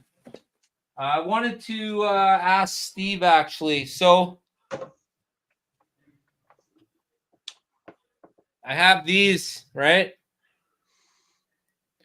Where am I? Yeah, I've seen them. Yeah. You should be able to. You should be able a lot of room in there, because I think that's pretty much this one right here. Just a different light on top. Yeah, Robert Fish, I think, was saying that's from the roadside trap or something. Yeah, I don't know. But one of the bulbs went out. Like the flashers still work, but I burned out one of the bulbs. Huh. I did it. Flashers in them, yeah. So I know they both, one of them works perfectly fine. The other, only one light works. But if you notice, this one here has clear covers with colored bulbs. Yeah. And this one has clear bulbs with covers that are colored. Ah, 2 different versions. Right. I had no idea they were different. And I used to have the Fire Chief 2 still in the package on a card. And I don't know what its condition was, but this one still has the speed thing on the side here. The the radar gun, detector. Yeah. And this one doesn't. Yeah, So, weird. but this is the kind of things that would look really cool, I think, on on just about any car.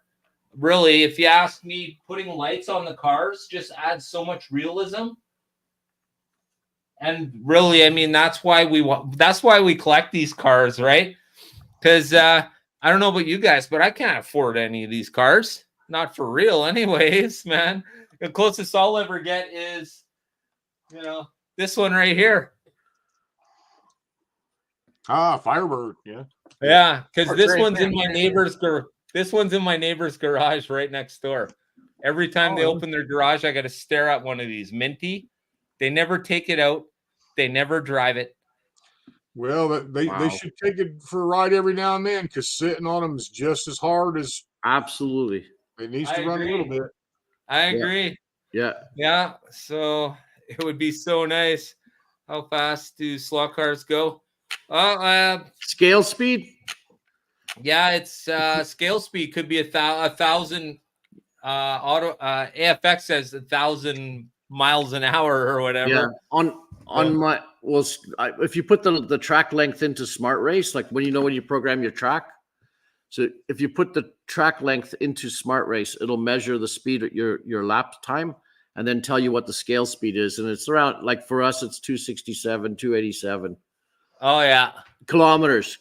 that's cool. What's that? What's that, Steve? That is the only new car me and the little woman have ever been able to afford. That is a 2015 Challenger RT with a 6-speed manual transmission. I had to teach her how to drive it, and then I had to talk her into buying it. Nice. Nice. We need to have it. You don't want to be the last person in line. You want to be the first person in line. I like pulling out old slot cars.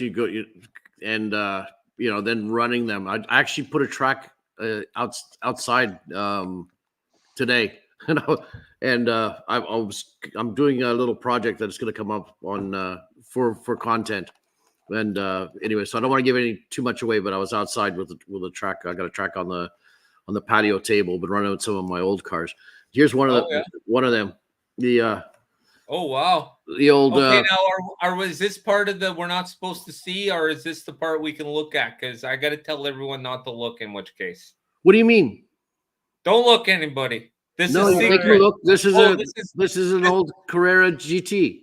This is the part we get to see. Okay, this looks great. Yeah, no, the other part. The other part I can't talk about is what I'm doing with it. I'm making. I'm doing a little. Something for content for my channel anyway. So. But what a fantastic car! I forgot, I completely forgot about it. Pulled it out of the box, and it's a beautiful looking car, man. Yeah, Martini Porsche GT Carrera. You know what they say about Slot Car Club, right? What's that? What happens at Slot Car Club stays at Slot Car Club. Yeah, yeah.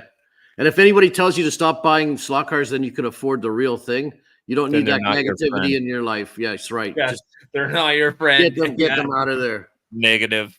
So, hey, Rule just arrived.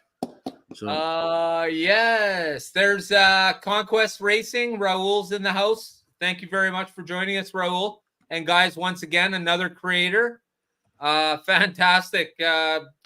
Raul's got all the tech, man, and it's cool to see. And he's got all the cars.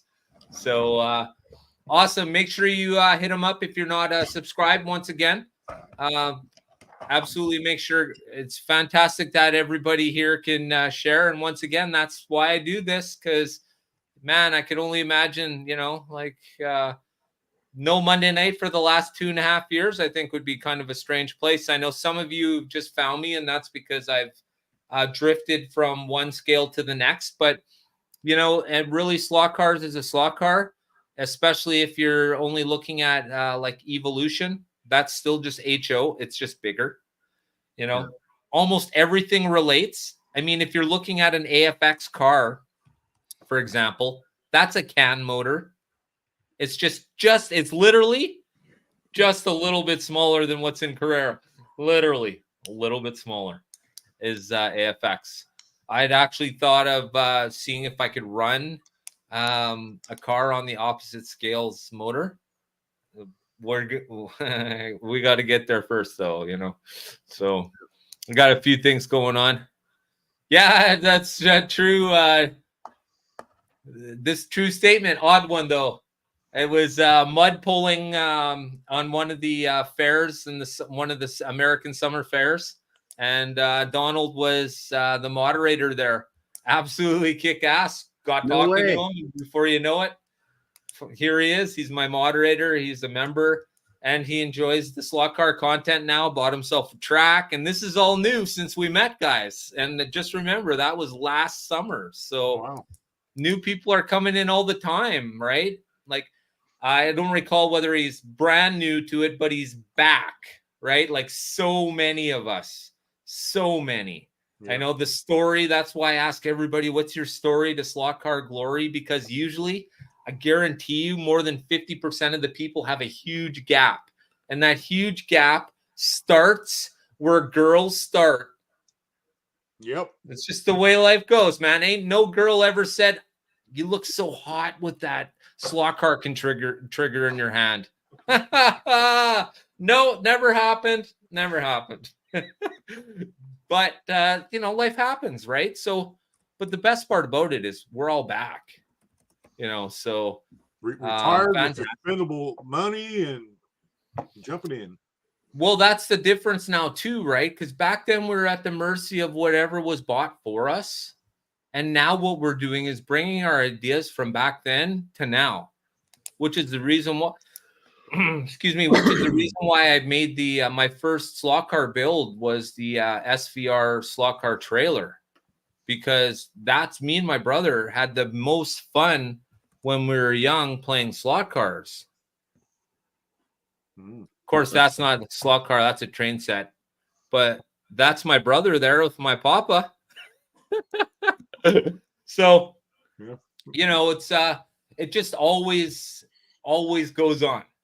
And did you notice the suit? Yeah, we're talking suit here, people.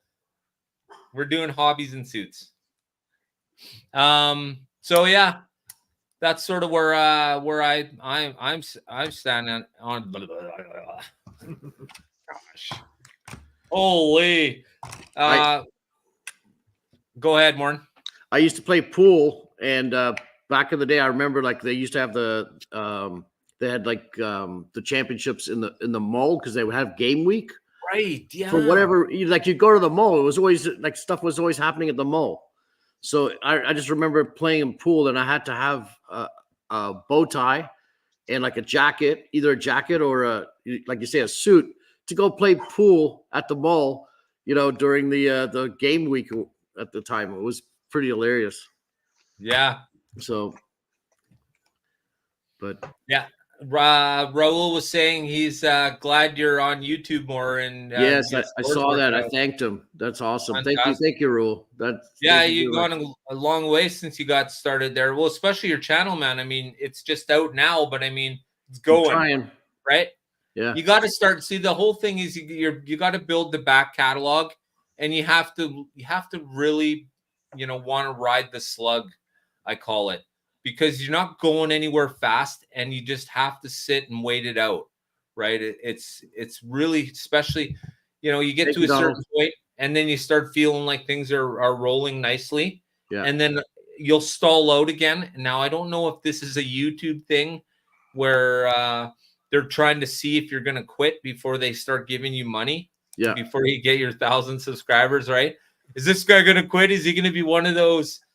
Man, I probably only like 15 to 20% actually make it to monetize, because everybody gets stuck, right? Yeah. And they're going to get stuck between 5 and 800, right? So for, you know, it varies for everybody. For me, I got stuck between 7 and 800, and it seemed to take twice as long to get there than it did, like, man. But then once you're rolling, you start getting the catalog out there. That's when things happen.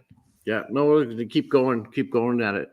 Did you see Iris last night, Joe, where he did the multicam thing?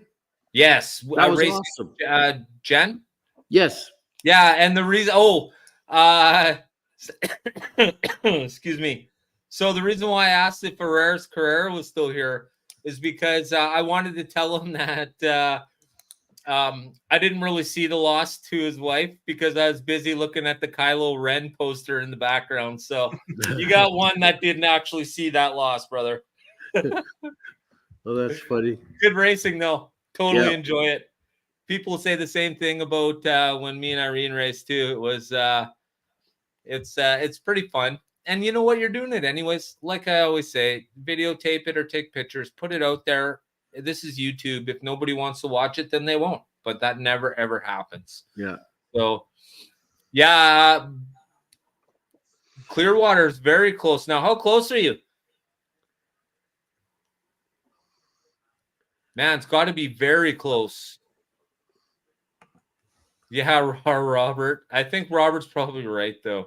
Yeah, I've been wanting to make a smart ass comment because I came in when you and your wife was racing one time, and I thought, now here's where I might offend somebody, so I apologize, but man, she's pretty hot. How in the hell did you get her? You must be rich, man. I'm just kidding. I'm not rich. Well, she pretty good looking woman, so I don't know. Yeah, she plays a pretty mean horn. No, I actually met her at CrossFit. I don't know what that Well, is. I met her online, but I met her at CrossFit. That's CrossFit. weird. Oh, We had the same thing going on. Yeah. Yeah, we were part of those crazy people. So right on.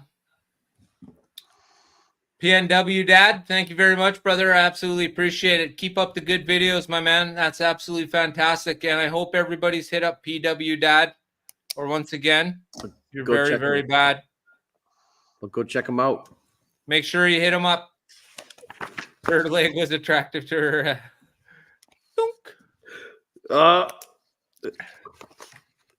Yeah, this is not a cartoon channel. All right, Tom. Thanks a lot, brother. I'll let you know when I send those things out. All right. Appreciate it. And for those who don't know, Tom won the big deal last week. Awesome. Nice. And PNW, if you'd like, we could have you on the show and get everybody out there. I think what I'm going to do is I'm going to have a whole bunch of newer creators come on, or just anybody who's a creator and wants to be seen, just like on a night like tonight, except we'll sort of focus around that and what's happening on everybody's channel. So that's awesome, man. That's awesome that you're bringing on like, you know, people like myself or and guys starting out and giving them a leg up. Raul did that for me last year. You know, yeah. And I always remember that. That was like I was saying, it was April Fool's, and then I came on your show on April Fool's too. So that was right. one year. But you see, that's it's like I always say, though, you know, when you get to a certain point, you know, as a creator, I really think, you know, nobody's gotten to where they are without everybody around them, because, you know, this YouTube is just all about everybody. Like, you can have your monetization, but you're still nothing without your subscribers.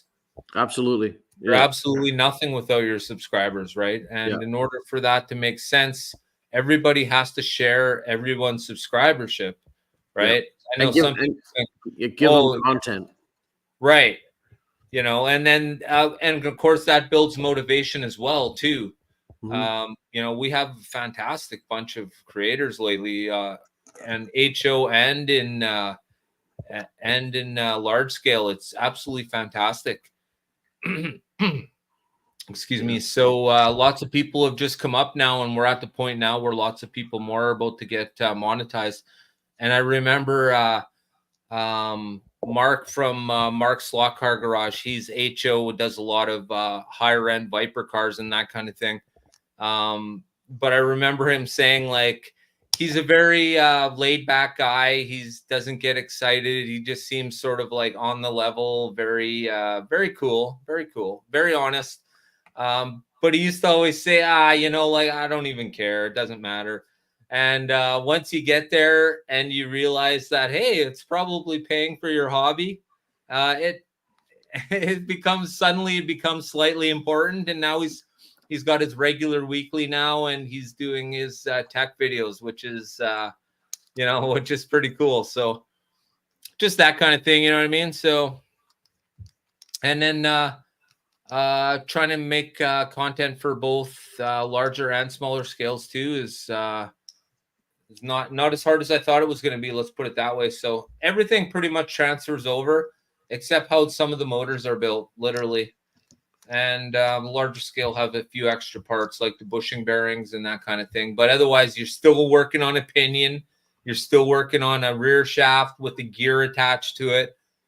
So it just transfers across. Now the crowd's a little different. HO people, I think, are a little different in how they collect or look at their cars, just because I think HO in North America has been going harder a lot longer than larger scale cars. And you don't need the space. Well, that's it too, right? You can still have it on a 4x8 sheet. Yeah. You can fit, a fair size slot car set. So yeah, there's a guy down the road from me. He's got a massive collection, and it's just like wall to wall, and it's hose and Hot Wheels. Oh, nice. Yeah. So I got some Mustangs off him, and I had no idea, like red lines, and they had the little badges with them. They're like the collector Mustangs. Yeah. So it was, but I went over there, met the guy, and then now he's getting into 132. So. Really? Yeah. I know quite a few people when I started to do 132. Yeah, Keith. Yeah, absolutely, Keith. And thanks for joining us tonight. Yeah, Mark. I used to pump Mark all the time. Mark's a great guy. That's all good. There's a few people I stopped helping because they just didn't understand that. Some people think that a robot voice brings viewers. I don't know, man. So I don't make the rules. I only laugh at them.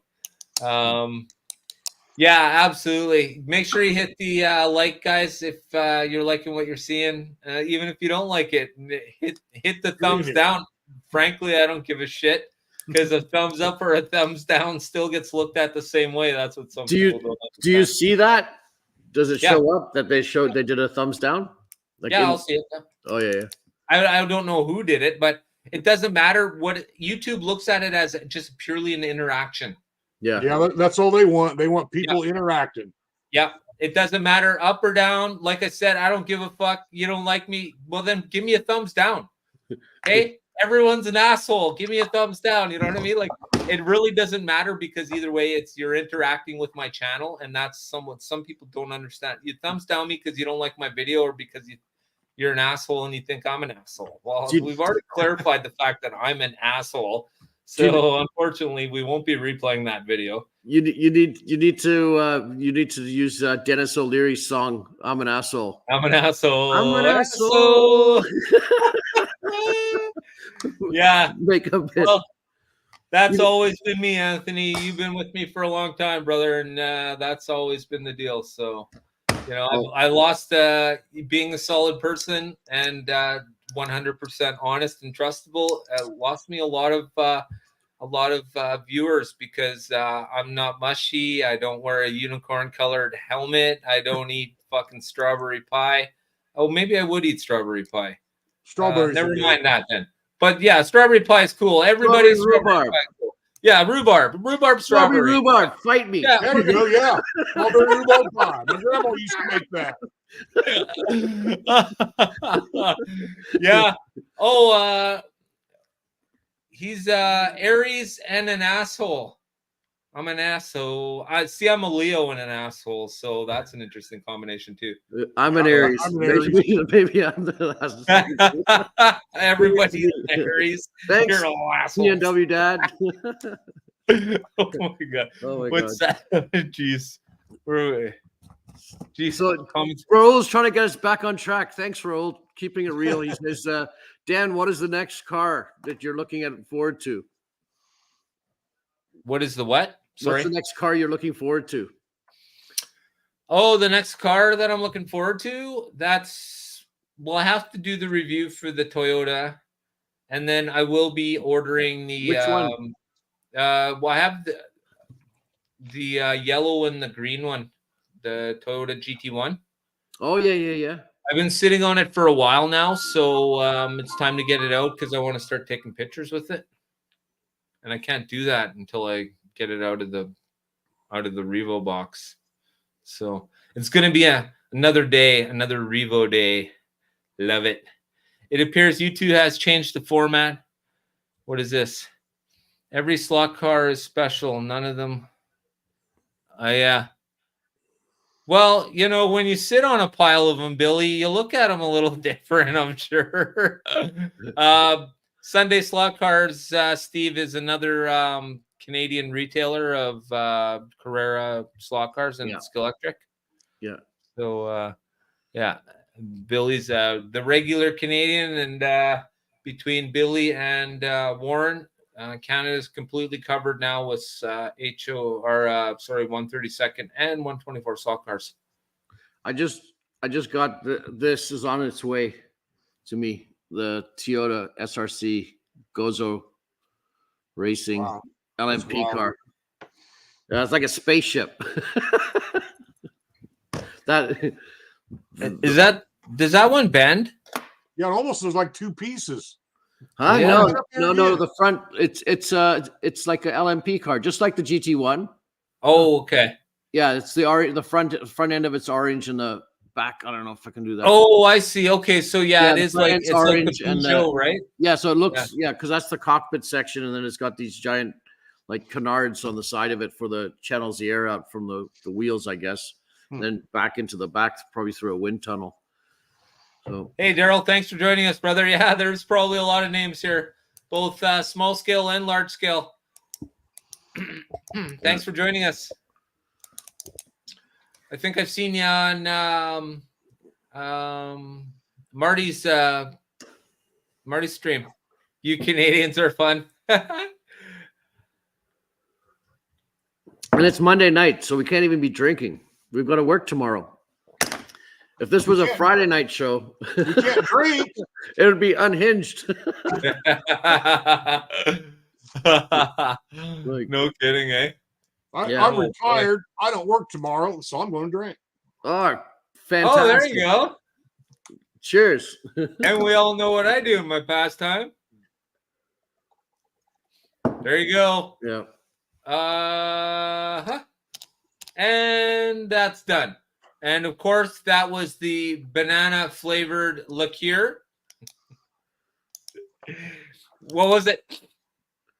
Oh, Fireball. Fireball. Hey, life hack. And it's flammable. Here, you guys, you're going to appreciate this. My wife goes on, we go on vacation. So my wife, being clever as she is, she buys the gift pack of Fireballs because you can take them through customs because it's the little bottles. Yeah, the little bottles. No. Everyone's here's her stash. Here's her stash of travel Fireballs. She doesn't play. Well, Billy's phone's dead. We'll see you later, Billy. Thanks for joining us, brother. We'll be looking forward to your video tomorrow night. Cheers, Billy. Yeah. Awesome. Yeah, that's a pretty interesting way to sell them, eh? Just a box full of little ones. Yeah. She brought those back from the States the last time she went over there. And she's like, she saw this other guy was getting on the plane and he had the little bottles. And they were like, yeah, that's fine. You've got little bottles. So she's like, I'm doing that and bought a box. Oh my gosh. That's the right idea. It's totally the right idea. Yeah. Oh my gosh, eh? Yeah. Okay, so what's next on the buy list? Are you working on anything right now, Steve? No, just trying to get this room straightened out.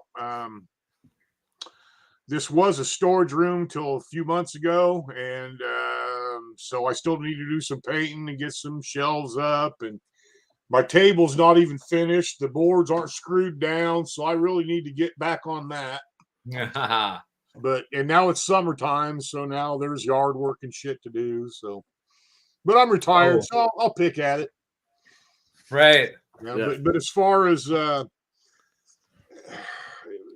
well, I don't know what you want.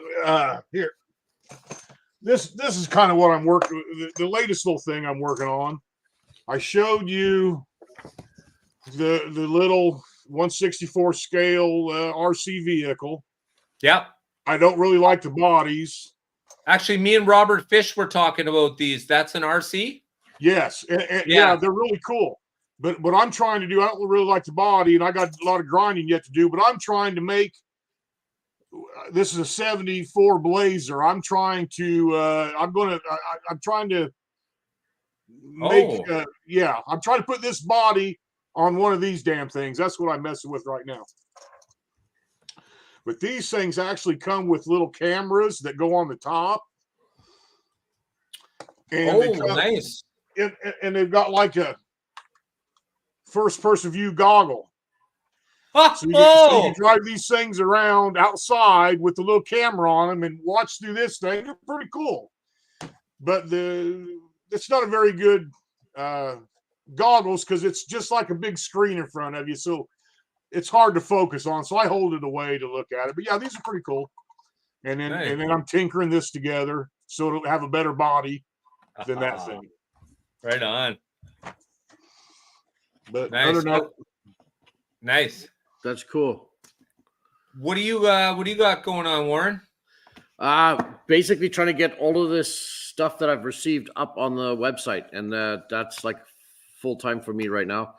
I've got the my video ideas that I'm going to be putting out some shorts this week, and going to do unboxing hopefully tomorrow or the next day. Tomorrow night's racing, so I hope to get a lot of that done tomorrow, tonight and tomorrow. And then the rest of the week, I'll just be trying to put out content and keep it interesting.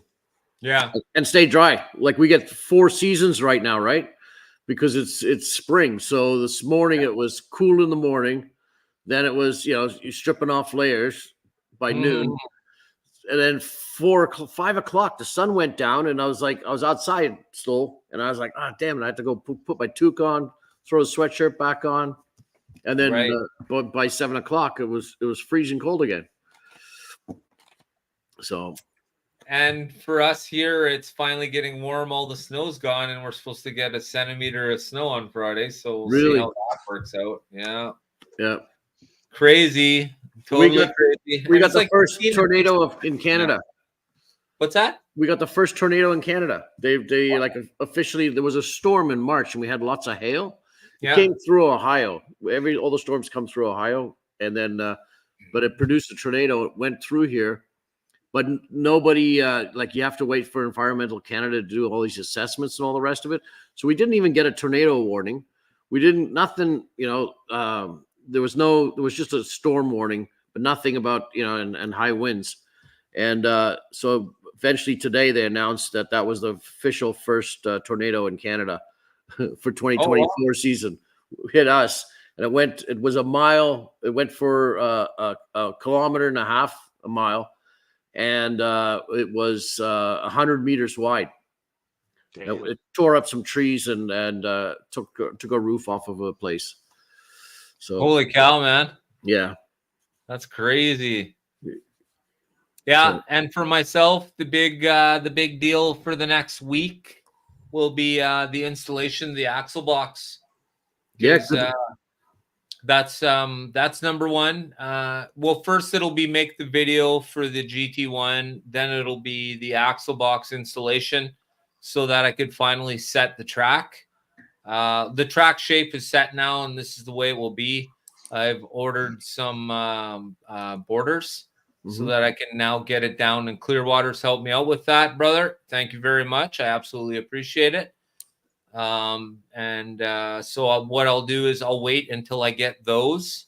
I'll put those on the track, and then I'll be calling Billy and Amanda immediately, because I don't believe you even do you sell track? Me? Warren? Yes. Yeah, self Do you- track.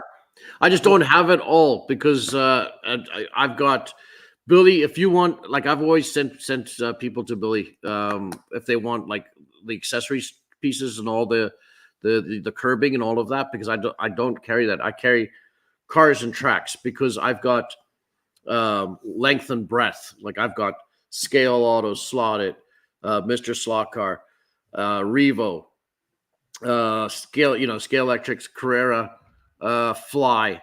I have all of those brands. So I have Carrera. I am a Carrera dealer, but I don't have every single little piece and component.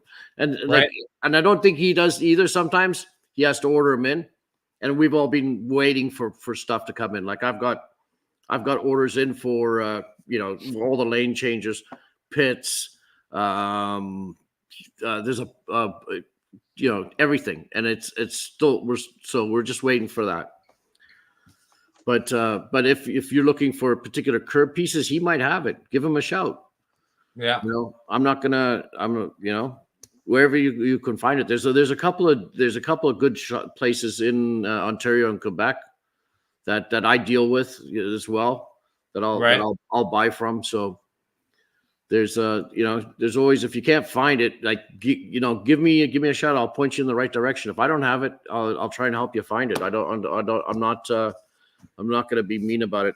I have heard, like I've heard from the reps that some of the guys are really at each other's throats, and they'll just, if they get an opportunity to try and take you out, they will. Right. Yeah. I don't know. I'm not that guy. No, I always buy from a friend before I buy for anybody else, and certainly buy from a Canadian store before I buy from an American store. But the whole problem's been not everything's been available at the Canadian store, but now there's plenty available in Canada to order from instead, because I look at the pricing, and the pricing's, it seems a bit more, but it's actually not a bit more when you think about it. First, you don't have to consider how much money you're going to lose just by purchasing an American product with Canadian dollars. Yeah. You know what I mean? So right off the hop, and then the shipping cost is right on par for both of you guys. So, if you ever wanted to do a show on that, because I've done the math, like when I've worked out my pricing and everything else, and there's a bunch of equations that go in there that people don't think about. And because being in the hobby, I've been buying stuff for years, and it's like, you look at it and you're like, oh, that only costs $39 US. Yeah. Like, oh no, it doesn't. No. By the time it arrives here, and then even if you don't pay it right away on your credit card, then you're getting another 20% on top of that. Right. People don't even think about that. The next thing they're like, why? Oh man, my credit card's just like, oh yeah, it's those slot cars I bought. Yeah. Oops. Yeah. I'm not, by any, like, that's to each their own how they manage their credit card. But there's times when obviously we're all humans. That's what we do. We'll see something, I want it, boom, I want it, buy it, right? So as long as you're factoring apples for apples together, and then the duty, the customs, the exchange, because that's another, like, all those fees. The same, like, eBay right now, they're taking literally 20% from you. So all the sellers on eBay are pushing their prices up too. I see the prices on eBay going up. So it's like, okay, you got to try and find a nice middle ground in there somewhere, and be competitive at the same time. It's not an easy gig to sell slot cars, I'll tell you that. Right. You see the secret to I'll tell you what I didn't do, Donald. I'll tell you what I didn't do and wish I did. I wish I would have started off with a digital set, but I didn't have the money. So I did what I always call getting your foot in the door, buy the get your foot in the door set, and that's the Evolution set. And that at least gets you your first 2 cars, all the track, and doesn't come with the digital power pad, so you won't be running any chipped cars or multiple cars on one lane. But it at least gets your foot in the door, and it starts getting you playing with larger scale cars or enjoying them, racing them around. Now, like I said, once you get your foot in the door, if that's how you do it, once you get your foot in the door, then you're already there. Because what I'm going to say to you anyways is, if you've already bought a digital set and you want to make your set bigger, do not buy another digital set unless, of course, you want the cars or the specifics like the controllers or something. Otherwise, you would buy a digital set and you would pump it up with an Evolution set. And at which case you'll be able to do what I was doing, and you'll be able to run both the Carrera cars and the higher end cars, the Scale Auto, the NSR, of course, the Revo slots. You'll be able to switch. You'd have to switch out the power pad, mind you. Or once again, thank you, Dan from 3B and Raceway, in donating me the axle box. Yeah, that's awesome. Yeah, and I know Dan's this a great has guy. some supreme value to it, so I do very much appreciate that. Hey, I'm going to put my address down here so people can donate stuff to me too. Hold on a minute. Let me. Yeah, right. Actually, this is the first major thing that someone's ever given to me. I've given away $2,500 worth of HO slot cars. Wow. Yeah, I've given away a lot of stuff. Wow.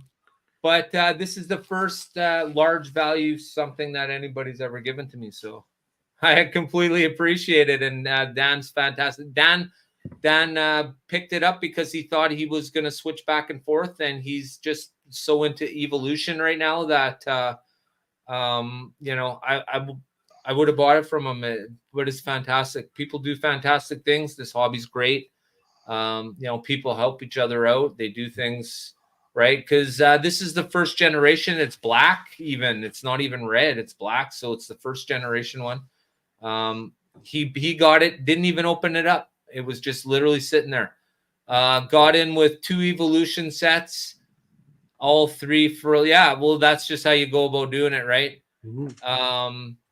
Buying 2 Evolution sets, then you just got so much more. And you can you already have everything. If you wanted, you could just buy the digital power pad. And eventually I will have a digital power pad for sale at AFX_man on eBay. If you guys are looking for any AFX cars, any dragsters, you can't buy this one. I sold it. Got to be quicker than that, guys. That's the John Force 4-gear dragster from like 1990 or something like that. Got a whole bunch of them. But anyways, where are we here? Depends. Right. And that's another thing too. It's a good point, Daryl. If you're, it depends. Digital, if you want to have a group, if you have a group of guys, probably digital is what you want to do.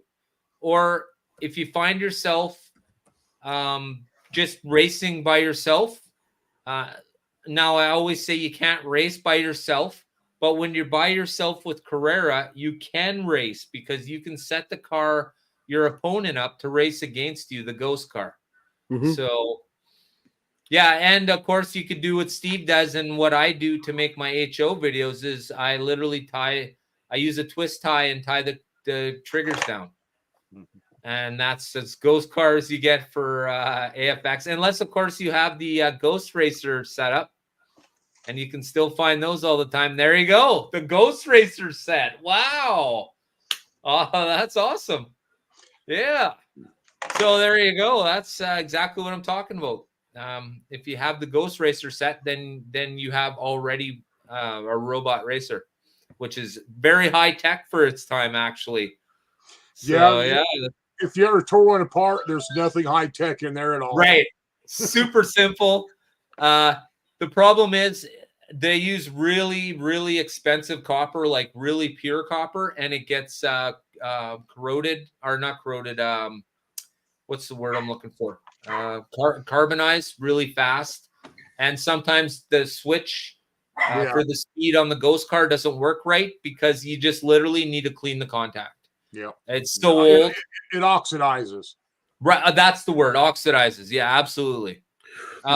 Do you know what the name of I had a set when I was a kid, and it had a little like a little GMC truck, and it had the truck. It had barriers. And it was the blocker truck, and then there was I can't remember if it was a police car and another car, and you used to try and race the two cars around this blocker truck. Or am I just imagining that? That was probably Total Control Racing or something. Yes, like that. TCR. That's it. Yeah. Yeah, I think TCR. that was a Tyco thing. Yeah. Oh, yeah. That's ringing bells now.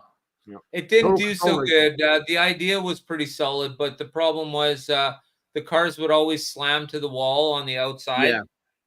And then they got around that by literally sectioning the two tracks in the corners. So there would be, if you were in this lane, there's no way you're going to be slingshot to the outside lane because they literally had a wall between the two lanes in the curve. On the turn?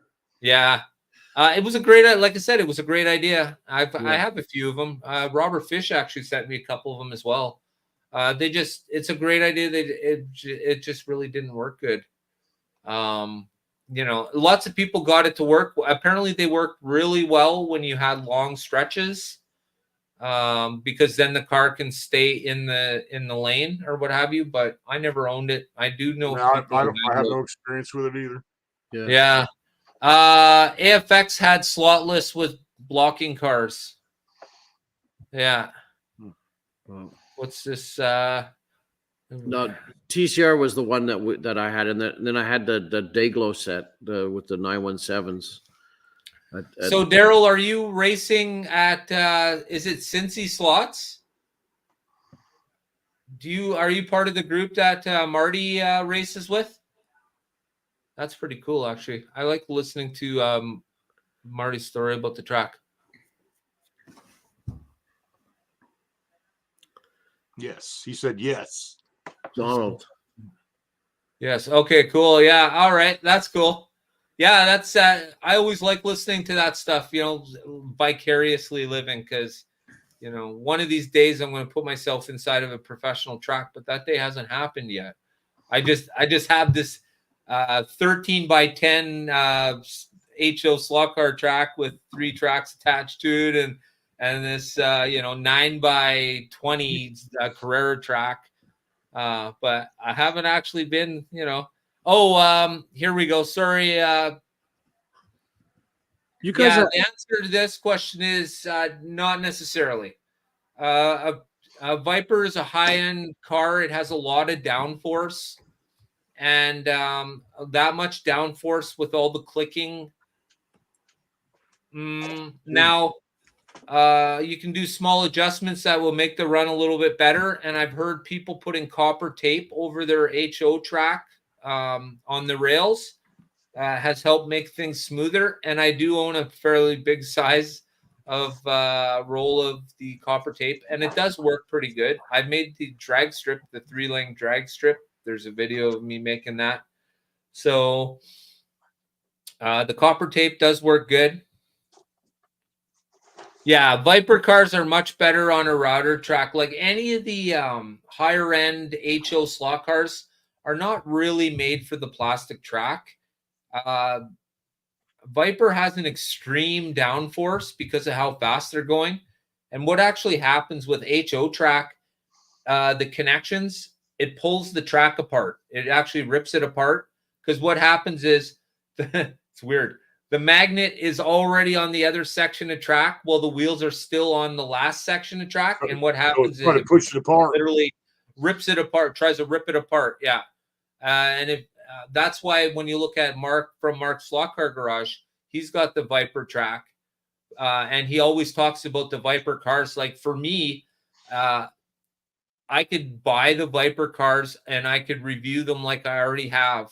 But it makes no sense for me to own a fleet of them, because they just run like shit on plastic non-routed track.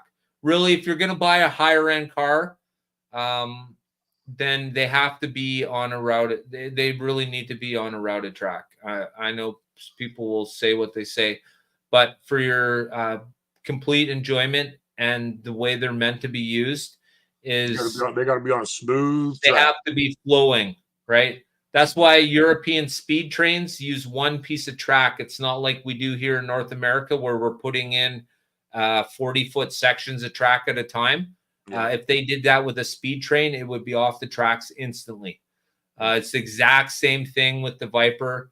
They running so fast. When you hear it hit the wall, the Viper car, there's a reason why the shoes on a Viper car are not set up like the shoes on an AFX or an Auto World car, because without the bumper on the front of the in front of the shoes on the Viper, you would totally smash off the shoes every single time you hit the wall. Yep. And it would be a complete nightmare. But they are fun to run, and I do suggest everybody buys at least one. But just remember, if you're not running a routed track, this car was not made for you.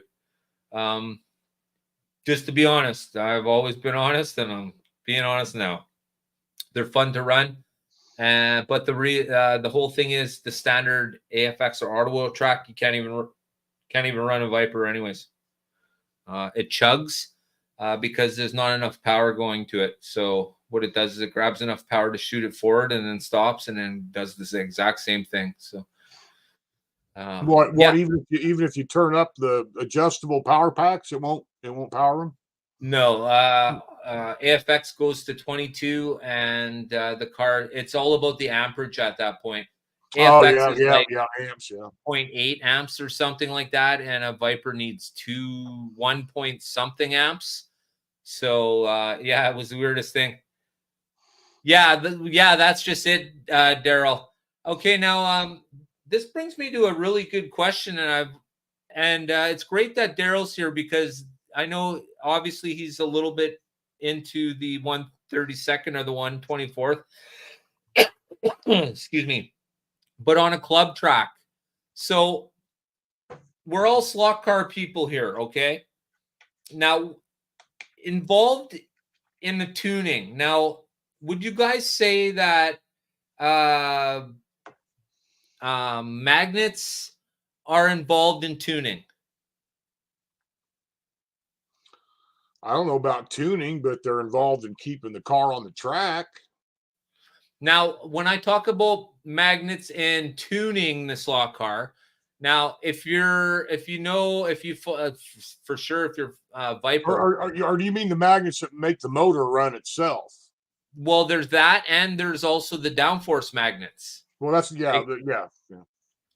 And especially in Vipers and higher end cars, you can move the motor magnets around slightly and get different responses from it. Well, that's tuning then.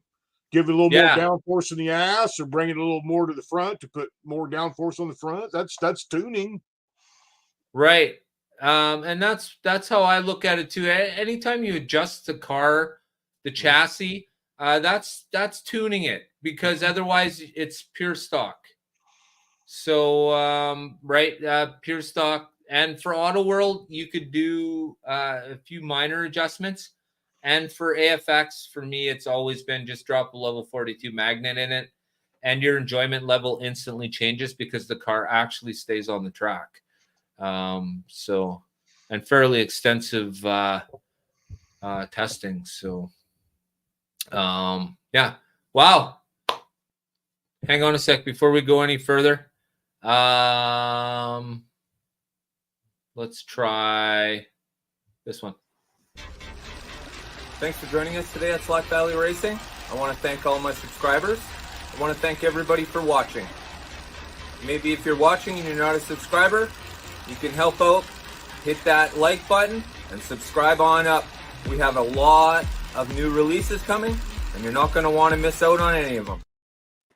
Wow, I made that video 2 years ago. Yeah, the secret to the AFX and the Evolution is to have a separate power supply, a computer power supply off of like eBay or whatever for like $70 or $80 Canadian. is all you need. You don't need to get the 10 amp one. I know the 10 amp, everyone gets the 10 amp 30 watt one, and you only need the 5 amp. Okay. Now I know the price difference is only like $5 or $10. Then yeah, get the 10 amp, but you only need the 5 amp. 5 amp.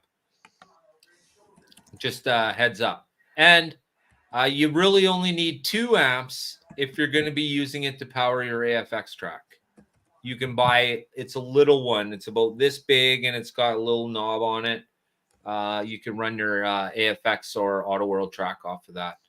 But otherwise, I'd suggest you get a computer power pack, and they're all over eBay. So Years ago, when I was a young man and had a buddy of mine that we used to run all the time, and we got frustrated with the one power pack running 2 cars. I'm talking AFX. yeah. So I now I don't know when they became commercially available, and I bought one since then. But back then, I just took and modified my own piece of track because it's easy to do. And then I just made it where one, that was before the transformers were even adjustable. So you just had that orange plug-in wall pack. So anyway, I made the beginning track that one power pack fed one lane. So he had his own power pack feeding one lane, and I had my own power pack feeding my lane. That way we didn't jump off the damn corners because you let off, and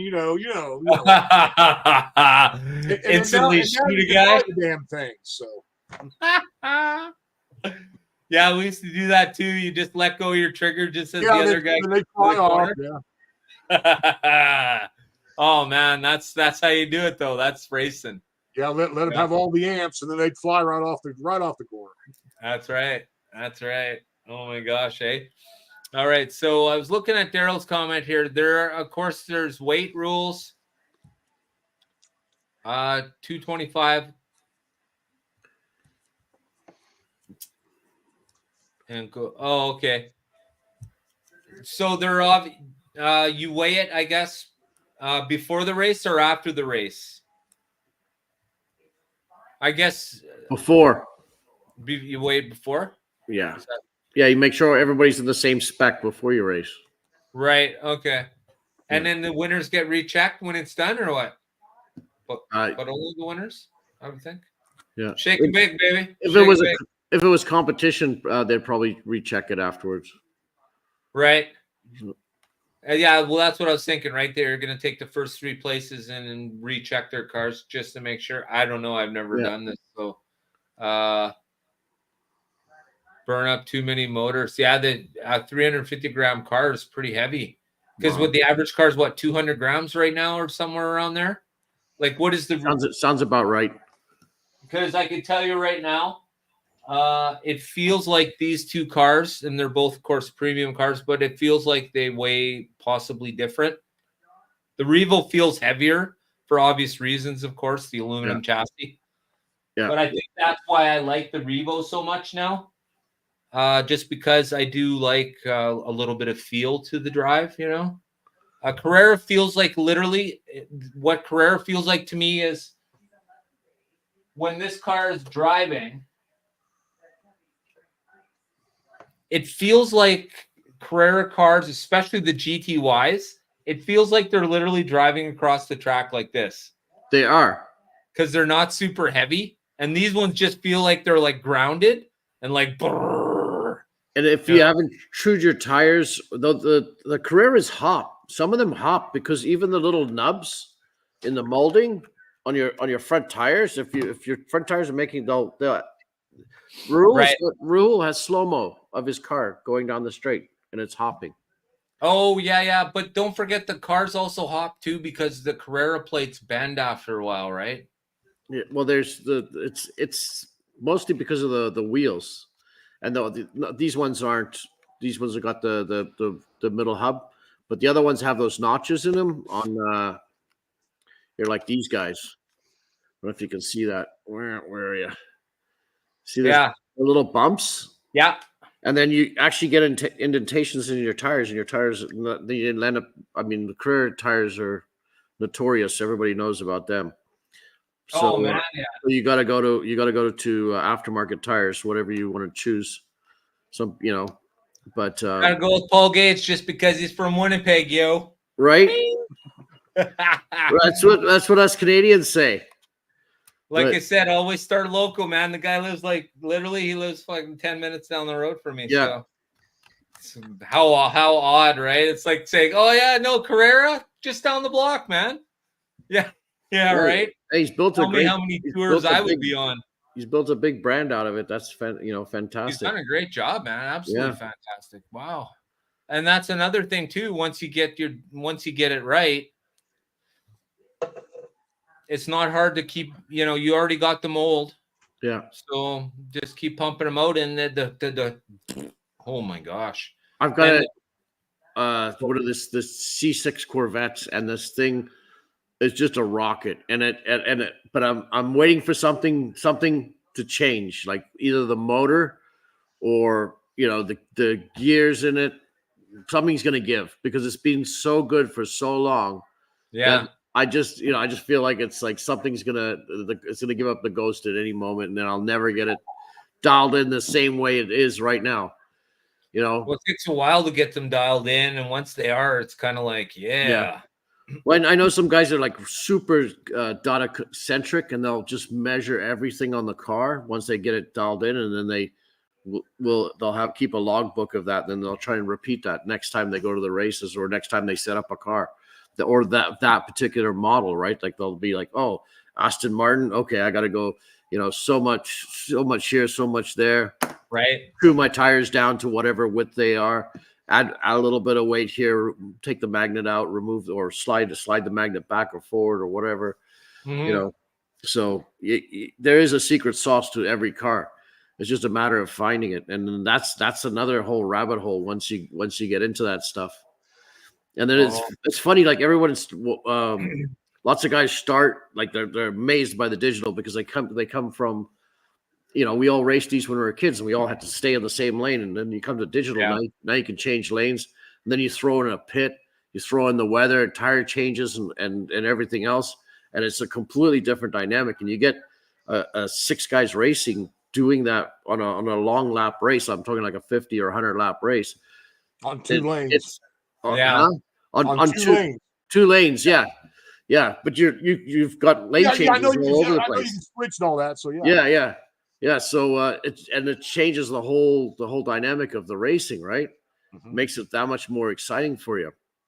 But and then so guys will come in, they'll come from 2 lane in the old days to digital now, and then once they like that, then they'll want to go back to analog, because it's like it's almost your roots.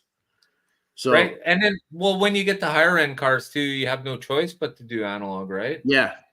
You want to, because you don't want to start chipping every single car and there's my $220 Revo slot.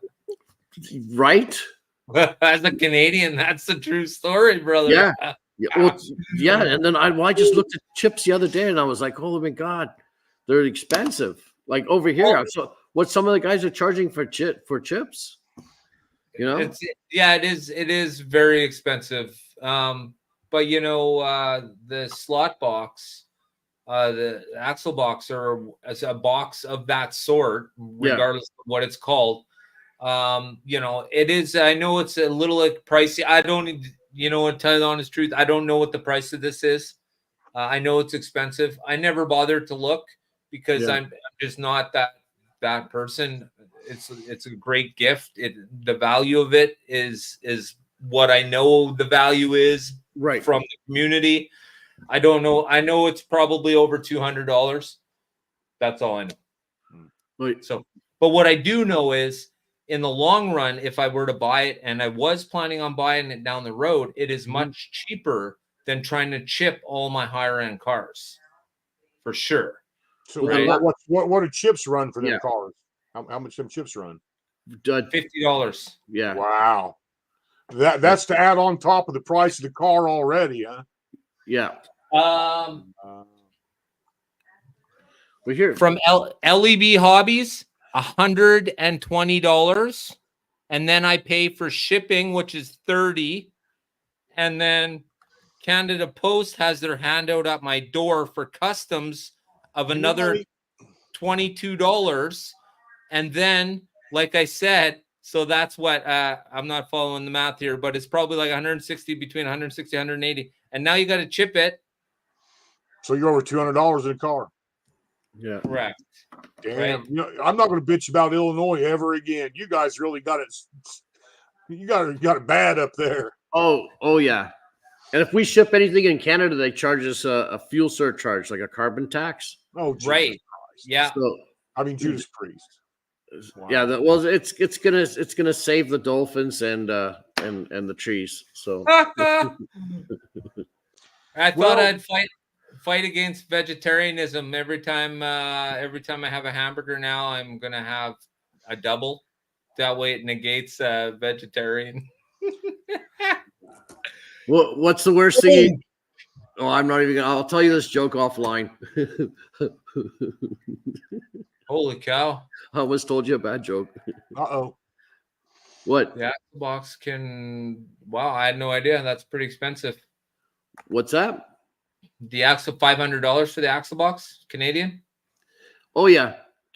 So that's what I was going to tell you. The last time I looked at a tech slot, the tech slot was like 270, but then you needed something else with it. There was a couple more pieces, and I think it was like a whole completed one. It was like 370 or 350 US at the time. Like this is last year when I looked.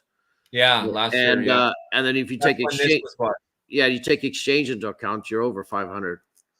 So and then there's shipping and everything else, right?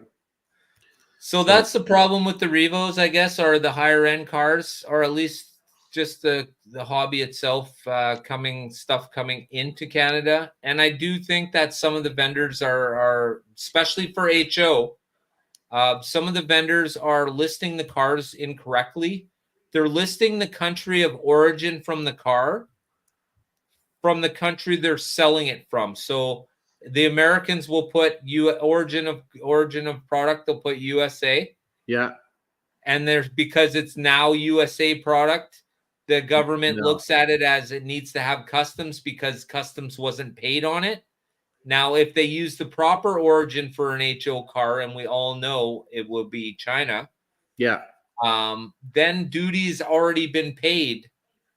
No. And there's no second duty. This is where Canadians are getting killed. Yeah. And the retailers don't know or don't care. One of the two. And we already know that Canadians are a second thought. I know I hate to say it, but I'm a big time Canadian fan. I'll fly my flag in anyone's face. In fact, outside of my house, not a word of a lie, I have American. I have a Canadian flag hanging from my front porch. Everybody can see it. And you know what I said to my wife? It's too small. It's too small. It's too small. It needs to be bigger. Yeah. So, yeah. So, wow. Okay. Yeah, well, we're getting hosed. we are at 2 hours and 23 minutes, and I definitely want to thank everyone for being here. When the conversation's good, the time flies by. Yeah. That's all I got to say. I know a little lull here or there, but the world's not a perfect place. We're trying to make it that way. But we've gathered everybody up anyways, so it's a good start. Before we head out, I'd just like to say, has anybody seen the new